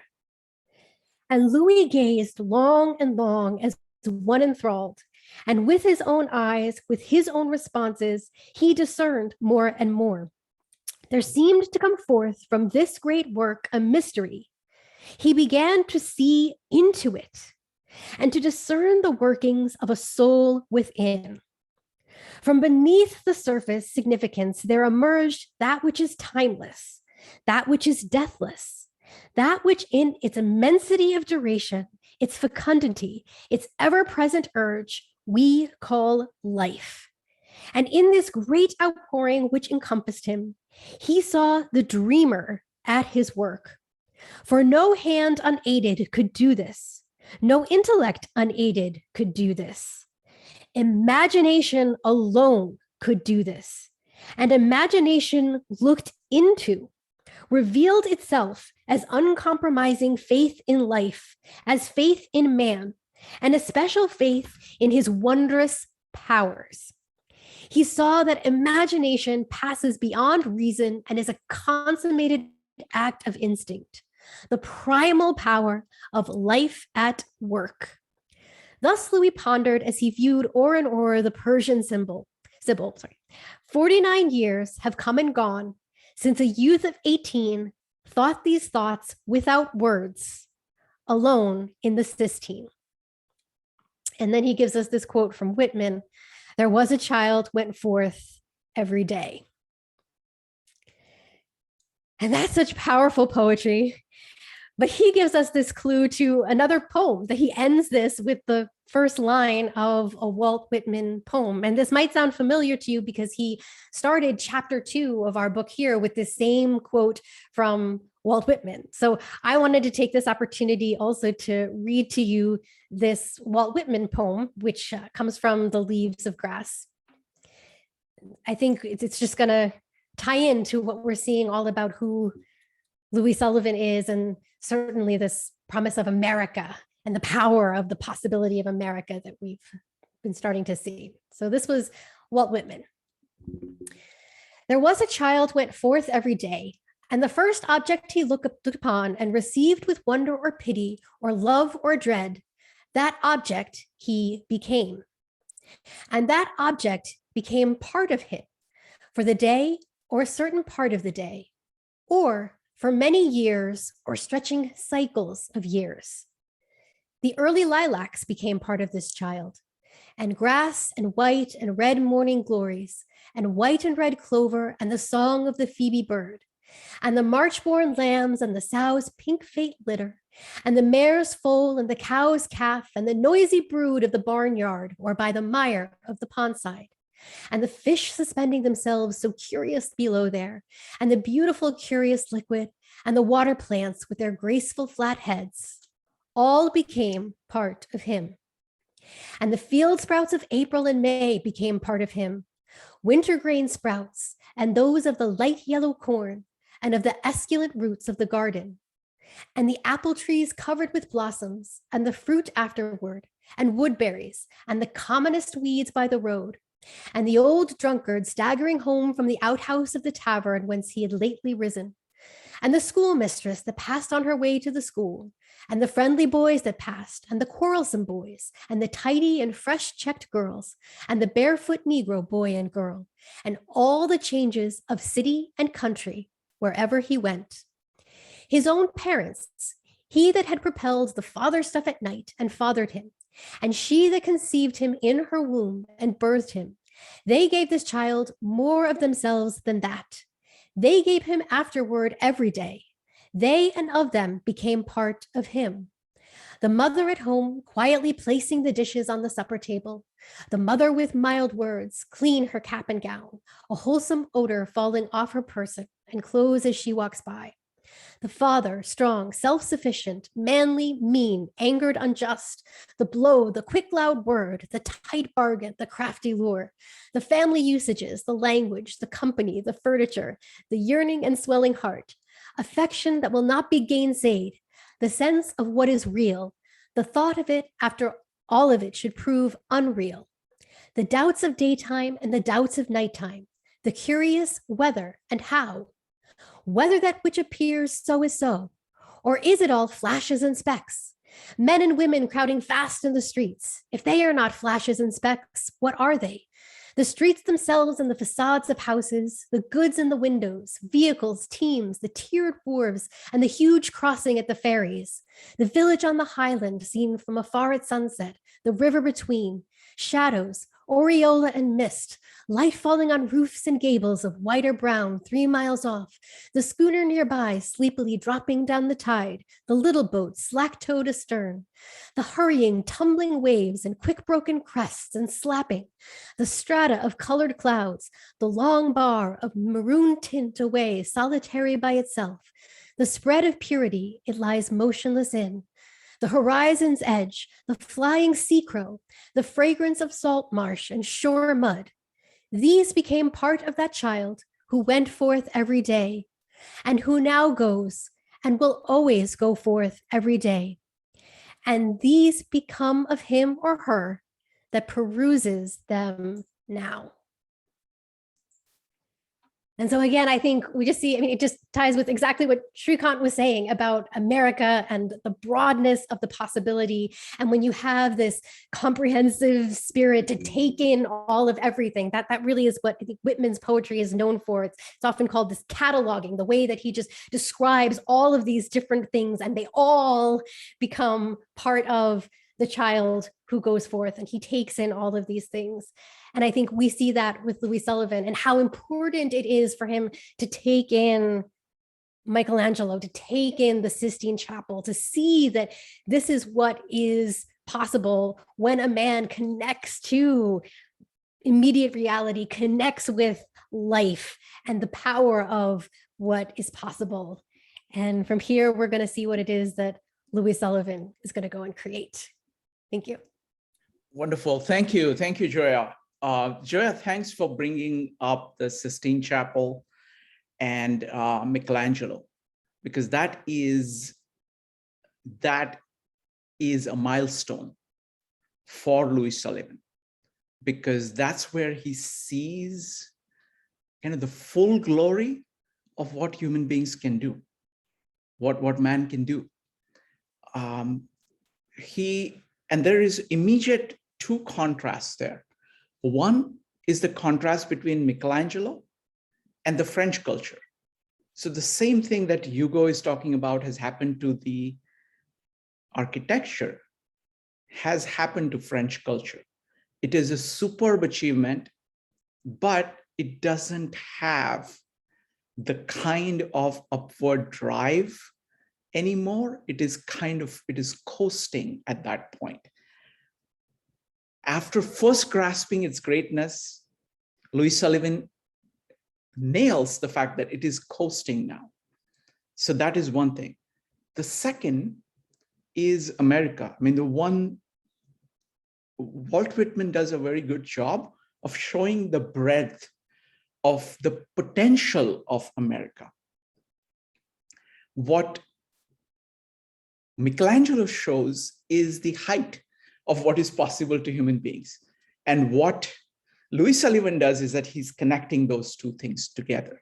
He's saying, because this is possible to human beings, as Michelangelo has shown, what can I do in America?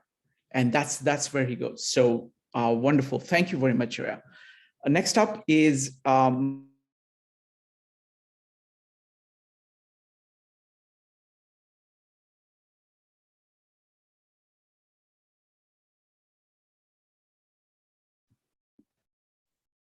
We can't hear either of you. We're on mute. Oh, No, there we are. we're playing swaps so that we don't get the feedback noise. Okay, man. So I'm gonna admit to having severe inferiority complex right now, going after all these amazing presentations. You guys were awesome. Let's see. I had gone into chapter 11 last week, but I'm gonna go just briefly. I'm gonna bring up one thing, the idea of, we had talked about words and how impactful they are to Louis, and especially his take of, certain words and how they mean things to him. And, in chapter 11, I like that he's talking about, they do talk about music. And now in chapter 12, when he's in Paris, then they apply the same depth of feeling and like emotion that he gets they translate it and they show how he also, or Louis himself shows how he views art in the same manner. But there's a little piece that he says in chapter 11, when he's speaking specifically about the Pilgrim's Chorus, and not just the Pilgrim's Chorus, there's a whole slew of different works of art that he's looking at. And he says, Louis needed no interpreter. It was all plain to him. He saw it all. It was all as though addressed to himself alone. And, here he's talking about, and he says, and as piece after piece was deployed, before his open mind, he saw arise a mighty personality, a great free spirit, a poet, a master craftsman, striding in power through a vast domain that was his own. That imagination and will had bodied forth out of himself.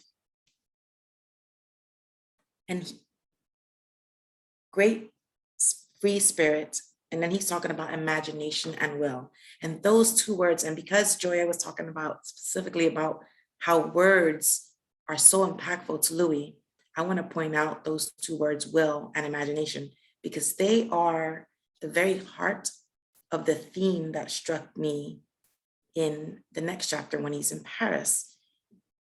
When at the very, and Sherri talked about when at the very beginning, his first, his professor, Clope, is like, this book has this exception and that exception. I suggest you throw this book away.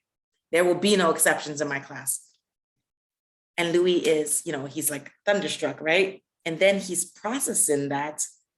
And Sherri did mention this, and she talks about how he says, I'm going to do this. But the thing I want to point out there is he does say, the fascinating part there is that, he has this thought, and he says, if this can be done in mathematics, why not in architecture? Now, I know Sherri said that, but I want to point out to you, he says, it can and it shall be. He uses the word shall.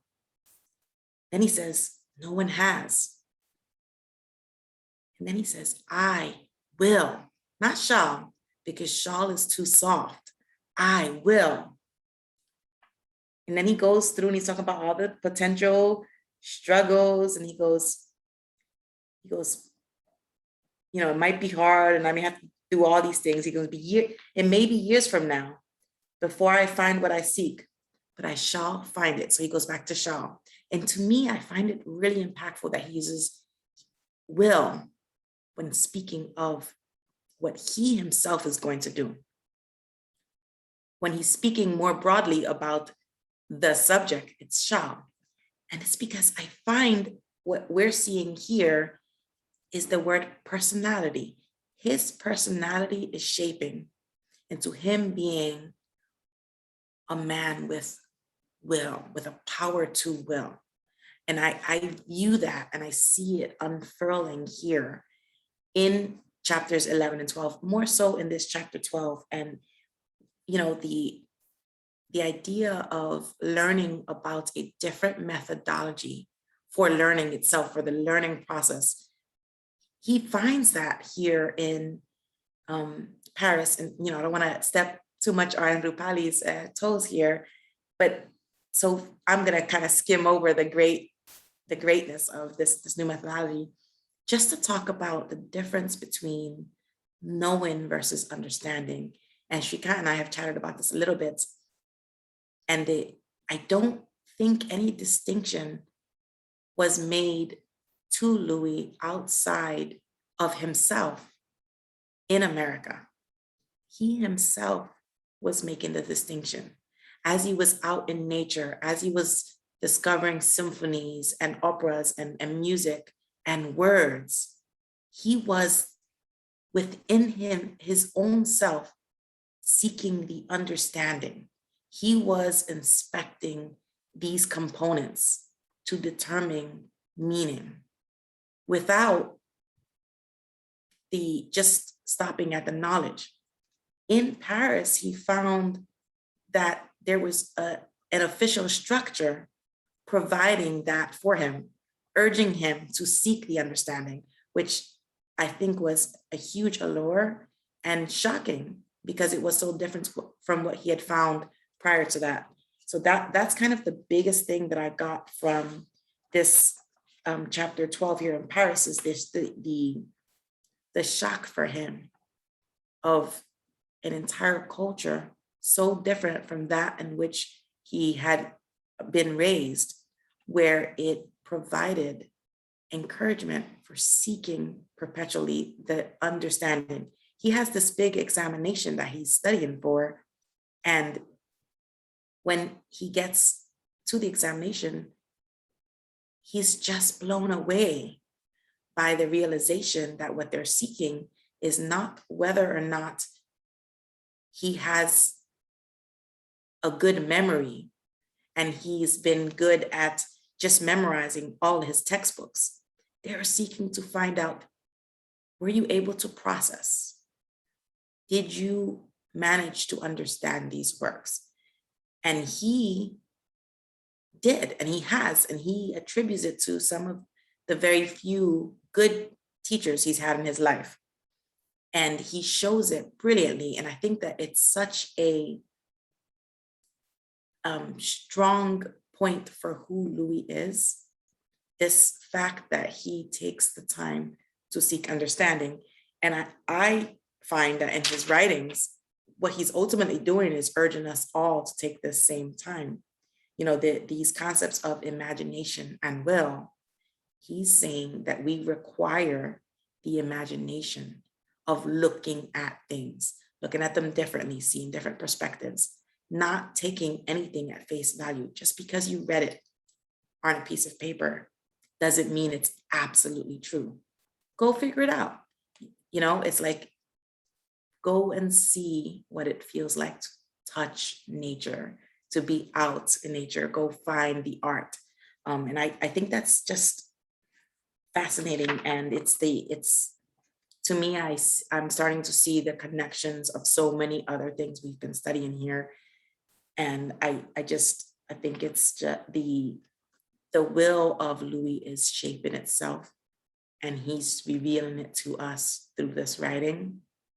And in this chapter, I see the key where it solidifies, and he himself sees it. I have this will. I will do these things. And even at the very end, as I believe Sherri is the one who read about how he had this secret misery, because as much as he loved Paris, he found something missing, because he had a plan and he had a vision for the way in which he would move forward in his path. And he found that where he was not allowing him to move to where he wanted to be. And so many of us never reach that.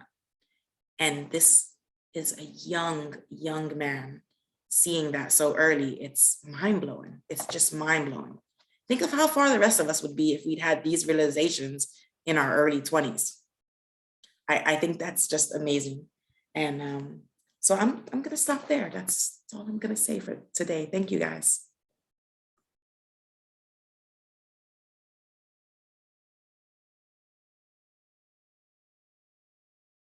All right. Okay, thank you, Maritza. I want to focus on 4 ideas that you talked about.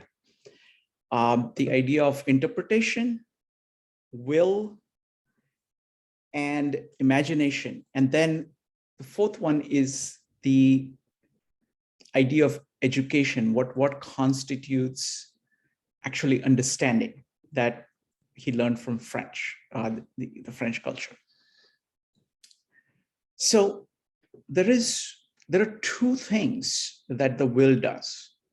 Will, according to Louis Sullivan, first it interprets, and then it exercises imagination to create.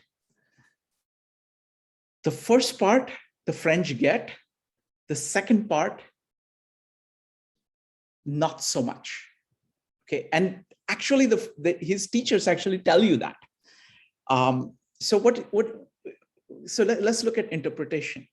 Now, the interpretation is actually a very deep point. It's very much connected to the idea of suppressed functions. Interpretation means that you do not just look at the surface structure of things, but you say, what are the suppressed functions that are shaping what you are saying? That is what it focuses on. So that's one point. The second point is imagination actually goes beyond that. So he talks about Michelangelo. He says that only imagination can do that. That is a creation. That is a new creation. It rests on interpretation of understanding of functions and then creating new forms based on your understanding of the functions using your imagination. So that's the second part. You can also see the greatness and the limits of the French that he's talking about. The entire French education system is saying you have to interpret. If you're not interpreter, you're nothing. That is the standard. Say, tell us about the history of the Hebrew people. What are they asking for? Not just the facts, but what is it that animates these people? Why are the people? And note the comments made by both the examiners in mathematics and history that you have rare imagination. That's what both the examiners get. And they consider it to be the highest thing. So that means that over time, and one of them is very explicit, that means over time, given enough time, you'll be able to create something that is going to add to what the world has. That's what imagination does. Interpretation they get, imagination they understand it is there, but it's also, they identify it's not there in most people. And all of this is driven by will. So thank you very much, Maritza. That was fantastic. Next up is Rupali.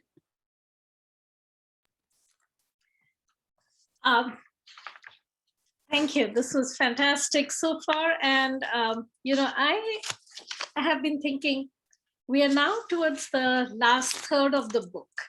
And what is Louis Sullivan? So if you look at how to read a book, when it tells you when you're reading what is explained in detail and understand why is something explained in detail. And you can see throughout this time, Louis Sullivan has explained his childhood in detail and his learning experiences in detail. And now he is a young boy of 17, 18 years of age when he arrives in Chicago and then goes to Paris. So these two chapters, they talk about an age when it's a very impressionable age for Louis Sullivan. He's becoming aware of his own personality, like Maritza said, and personalities of others that make up the society. In few chapters before this, we saw he was beginning to understand how he fits in within the social structure and what the social structure looks like. And now he's actually getting into the idea of culture, what makes culture. And so by going to France, by going to Paris and experiencing a new country, he can actually see all the details, as Shrikant said before, and also figure out what is unique to this culture and where are the limitations.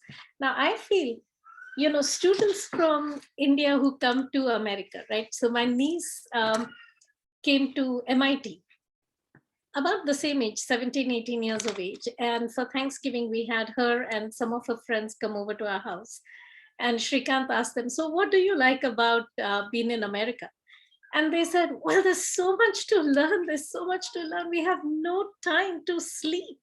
And I think that when Louis Sullivan says, he was driven by this insatiable curiosity and he had no time to sleep. He stayed awake at night and there was this sense of urgency that he must acquire all this knowledge. So I see that in young students, and that urge to gain knowledge, to be really good at what he was going to do in Paris is very, very much evident here.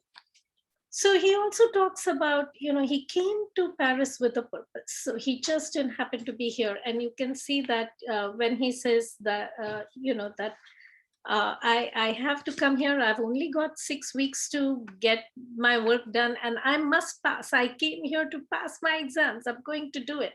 And so if that means that I have to work hardest than I've ever worked before, I'm going to do it. And how would he do it? So it's all the learning from his past, right? That the discipline that he needs. He's going to be on a good diet. He's going to exercise. He's going to allot the time. He's planning his day. Those were the lessons taught by Mr. Wilson. And if you go back a little further down, you can see those were the lessons even his father had taught. And as much as he resisted that when he was a young child, those, the exercise, simple diet, focusing on studies was good. Now he had learned the language, the grammar, and I really like what Rob talked, when he read the essay, and he talked about how the nouns and verbs in architecture are, but the point is that whatever you study, there is a framework to it. There are structures, and Louis Sullivan is now understanding those structures. He says in these 2 chapters that, but those structures are not everything, that reason is not everything. Beyond that is imagination. And if we go back to kindergarten chats, we see he says to the young student, logic is not everything. And it reminds me of a quote by Einstein, where he says, logic can take you from point A to point B, but imagination can take you everywhere. And so when he talks about the Sistine Chapel, which Joia read so beautifully, here's one thing that I have to do. As everybody is reading, I have to move my sticky notes because I've marked those passages and I say, okay, gone. So I'm moving them along. So I'm not going to read that part, but I will read the part that Joia read. When he is in Chicago, he is just overwhelmed by everything that is going on. And he sees this promise. He sees the potential. He says, all this frothing at the mouth amused him at first, but soon he saw the primal power assuming self-expression amid nature's impelling urge. These men had vision. What they saw was real. They saw it as their destiny. And so he's beginning to form those ideas in his own mind. He's also beginning to see the powers, all the powers that he intuitively had come to see as a child, as a young boy. He's now able to see them manifest in actual works that human beings have done. And so his mighty men, his work of reasoning, his work of imagination, the power of going beyond school into the lessons that life teaches. So all of those are coming together for him in this. You can also in these 2 chapters see who is Louis Sullivan, what is this young man becoming? And we knew from his early childhood that he was a man of resolve, but now he is also becoming the poet, the interpreter. He says when he listens to Wagner's music, he says, and last time Rob had played the music, so it was just beautiful. Louis needed no interpreter. It was all plain to him. He saw it all. It was all as though addressed to himself alone. And now we see this, when he was in nature as a young boy, he said, this is all mine. So it's still there. That feeling is still there within him. And as piece after piece was deployed before his open mind, he saw arise a mighty personality, a great free spirit, a poet, a master craftsman, striding in power through a vast domain that was his own, that imagination and will had bodied forth out of himself. Louis' heart was stirred, his courage was tenfold in this raw city by the great lake in the west. And then when he goes to the Sistine Chapel, he sees the same thing. He says, and more actually. He says, here he was commune in silence with a Superman. Here he felt he saw a great free spirit. Here he had come face to face with his first great adventurer. And he goes on to say, here was that great and glorious personality. Here was the power that he had seen in the mountains. Here was the power he had seen it in the prairies, in the open sky, in the great lake stretched like a floor towards the horizon. Here was the power of the forest primeval. Here was the power of the open, of the free spirit man striding abroad in the open. Here was the living presence of a man who had done things in the beneficence of power. And with his own eyes, with his own responses, he discerned more and more. And Sherri had read this part that Louis had to see it for himself. And so, you know, a great scientist, a great thinker, they not just take things for face value from just because somebody else had said it, but they go and see it for themselves. They do it for themselves.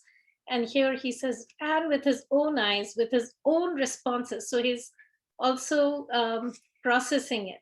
He discerned more and more. From beneath the surface significance, there emerged that which is timeless, that which is deathless, that which in its immensity of duration, its ever-present urge we call life. So now he's really beginning to understand what life is. No hand unaided could do this. No intellect unaided could do this. Imagination alone could do this. And imagination looked into, revealed itself as uncompromising faith in life, as faith in man, and especial faith in his wondrous powers. He saw that imagination passes beyond reason and is consummated act of instinct, its primal power of life at work. Thus, Louis pondered as he viewed over and over the Persian Sibyl. And then, you know, you can see as he is studying these great works of art, he has this whole explanation of how he sat every night and studied history. And early on, when we look at his school life, he said history was a boring subject for him. And I hear this from, you know, I was at a graduation party and I heard these graduates, high school graduates saying how they did not like history at all. And all they learned was, you know, people and wars and names and dates. And really, that is so, it is a boring way to study history. And when you look at what Louis Sullivan talks, you know, who were the people? What did they create? And he says, all right, so here he says, pondering in his books of history, slowly he persuaded the people of the past to come forward to meet him until they seemed of his own day and he of theirs in a dramatic moving present, a spectacle, a processional of the races and nations, whose separate deeds seemed to flow from their separate thoughts, and thoughts and deeds seemed as if himself progressed toward them to coalesce into a mass movement of mankind, carrying the burden of a single thought. What was that thought? He did not know. He could not see, but he knew it was there. He could feel it in the atmospheric depths of the centuries, a single ever-present thought, which since the beginning had been the lodestar of the man of the past.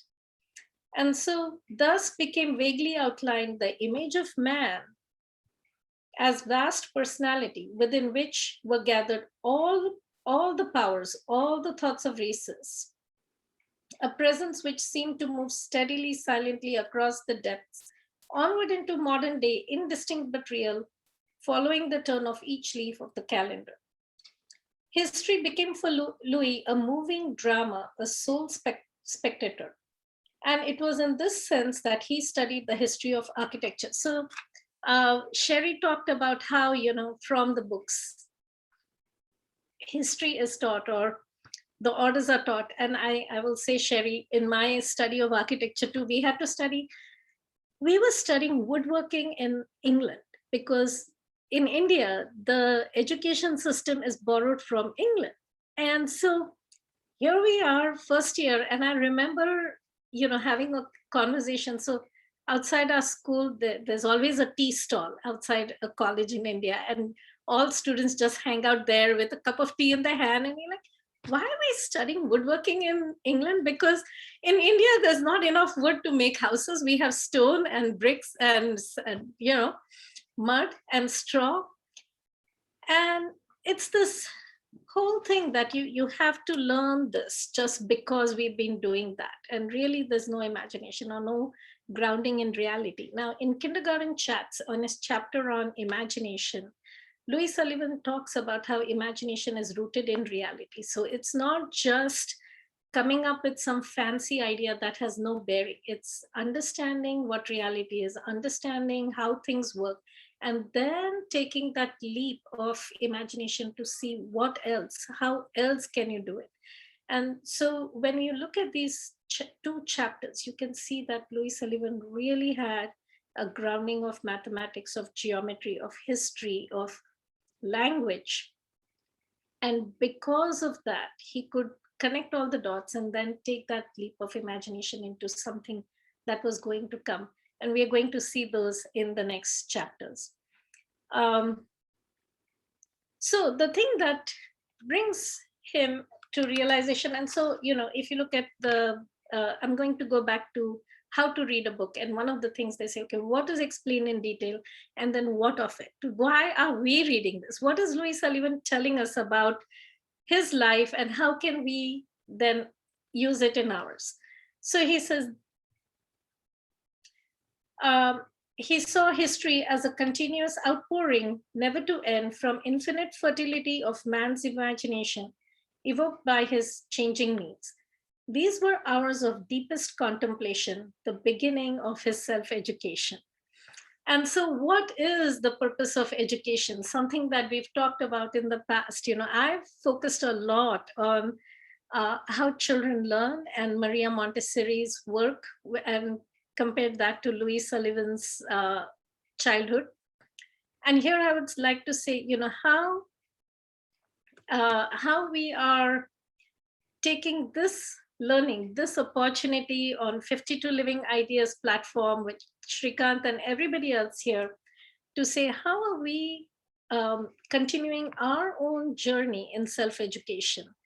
And why is the study of history important? Why is it important to, talk to people? This is a forum for us to learn together. So that's, I think, another reason why we are studying this book together. And then I'll just end with this, that Sherri mentioned, how he felt the pang of leaving Paris, but then he was becoming solitary in his thoughts and heart hungry, that he must go his way alone. So now is the time for him to kind of really put together his ideas and say, who is he and what is his philosophy, or what is his architecture? Thank you. Wonderful. Thank you. Thank you, Rupali. The point that I want to focus on is what you said about his approach to history, and how is it different? What he does is that he actually works on these past times until these people are real to him, where he understands their context. And I think context is the key idea, because you can't really understand a human being without the context. That is the reason, for example, Victor Hugo, Rob read this amazing piece by Victor Hugo. Those essays, when I first encountered them, I was really floored by it, because I wanted to know what happened next. And there was this essay in the middle. But what it is doing is that it is bringing the entire rich context of life within which the story is taking place. And it's only, and again, it goes back to his focus on suppressed functions. Say, only when you understand the context, you can understand why those people are doing what they are doing.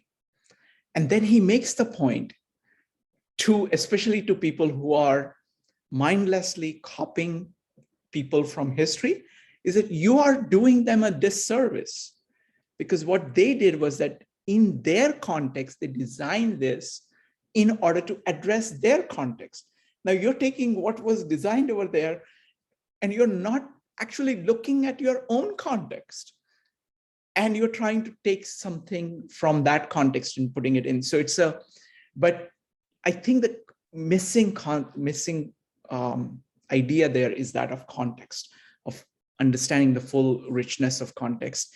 And that is very much connected to Louis Sullivan's ideas of figuring out the functions. Because if you figure out how somebody like Michelangelo created what he did, or people who were building these great cathedrals, what is it that they were doing? What is it that they were responding to? Then you understand something fundamental about human beings, which you take with you to your own work and make it far deeper, because now you have spoken to the human element, not the particular accidents or particulars of their life, but something that is universal. Thank you, Rupali. That was fantastic. Now, if anybody else wants to comment on what they got from this meetup, you're welcome to do that. Go ahead and type exclamation mark or raise your hand in Zoom.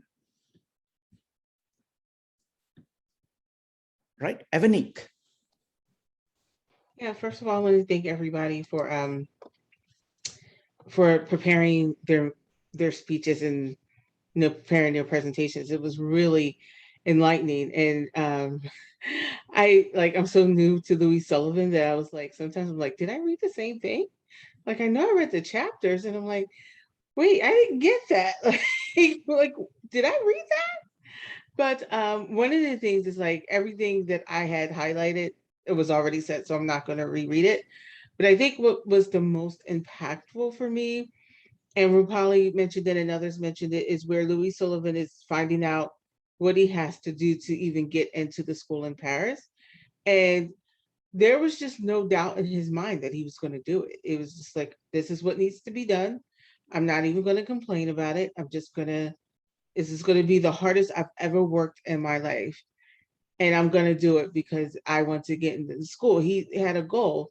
And I think it's important that he bookends it at the end of the chapter with, now it's time to go. Like he's spent all this time getting into the school and going through Europe. And now he's like, my time in Paris has come to an end. And he's sad about it and he's solitary about it, because he knows that that's not the end of the story in Paris. He has to move on.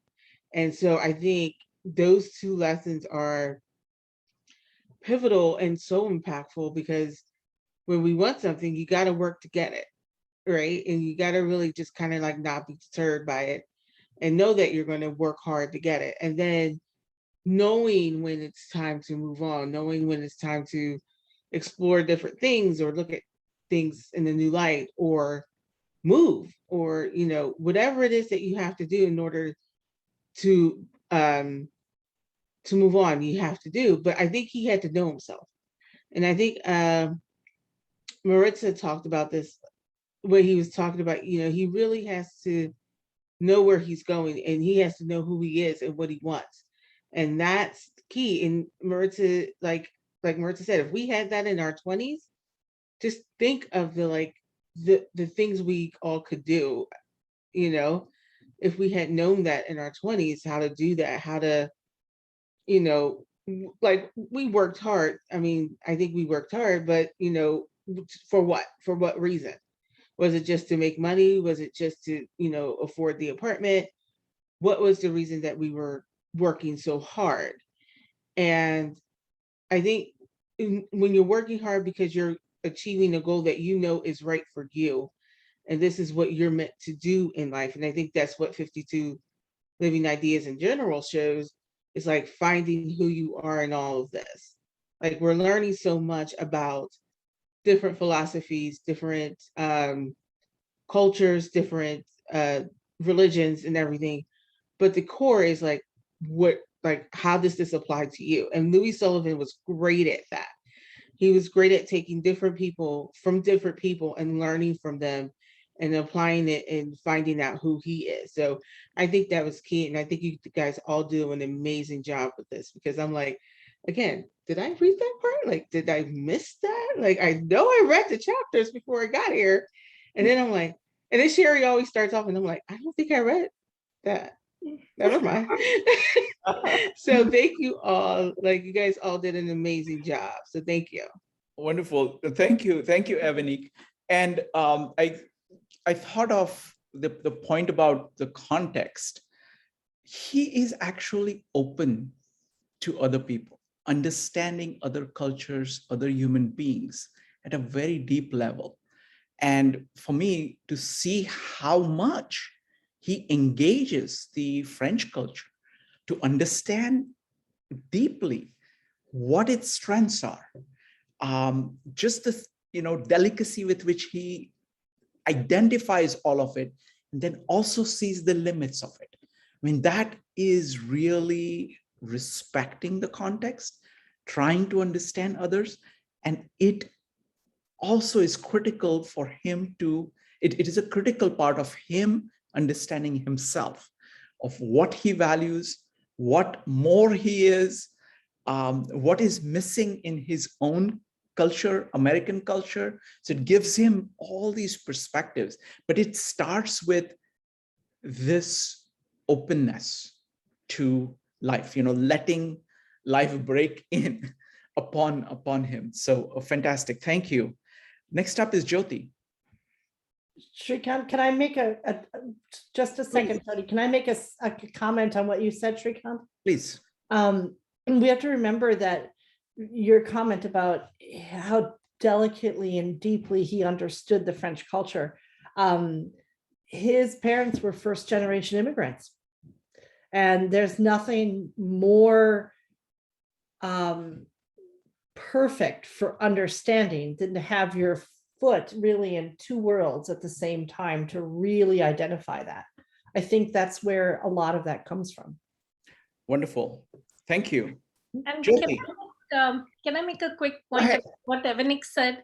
So Evanique, the thing that you said, did you read that?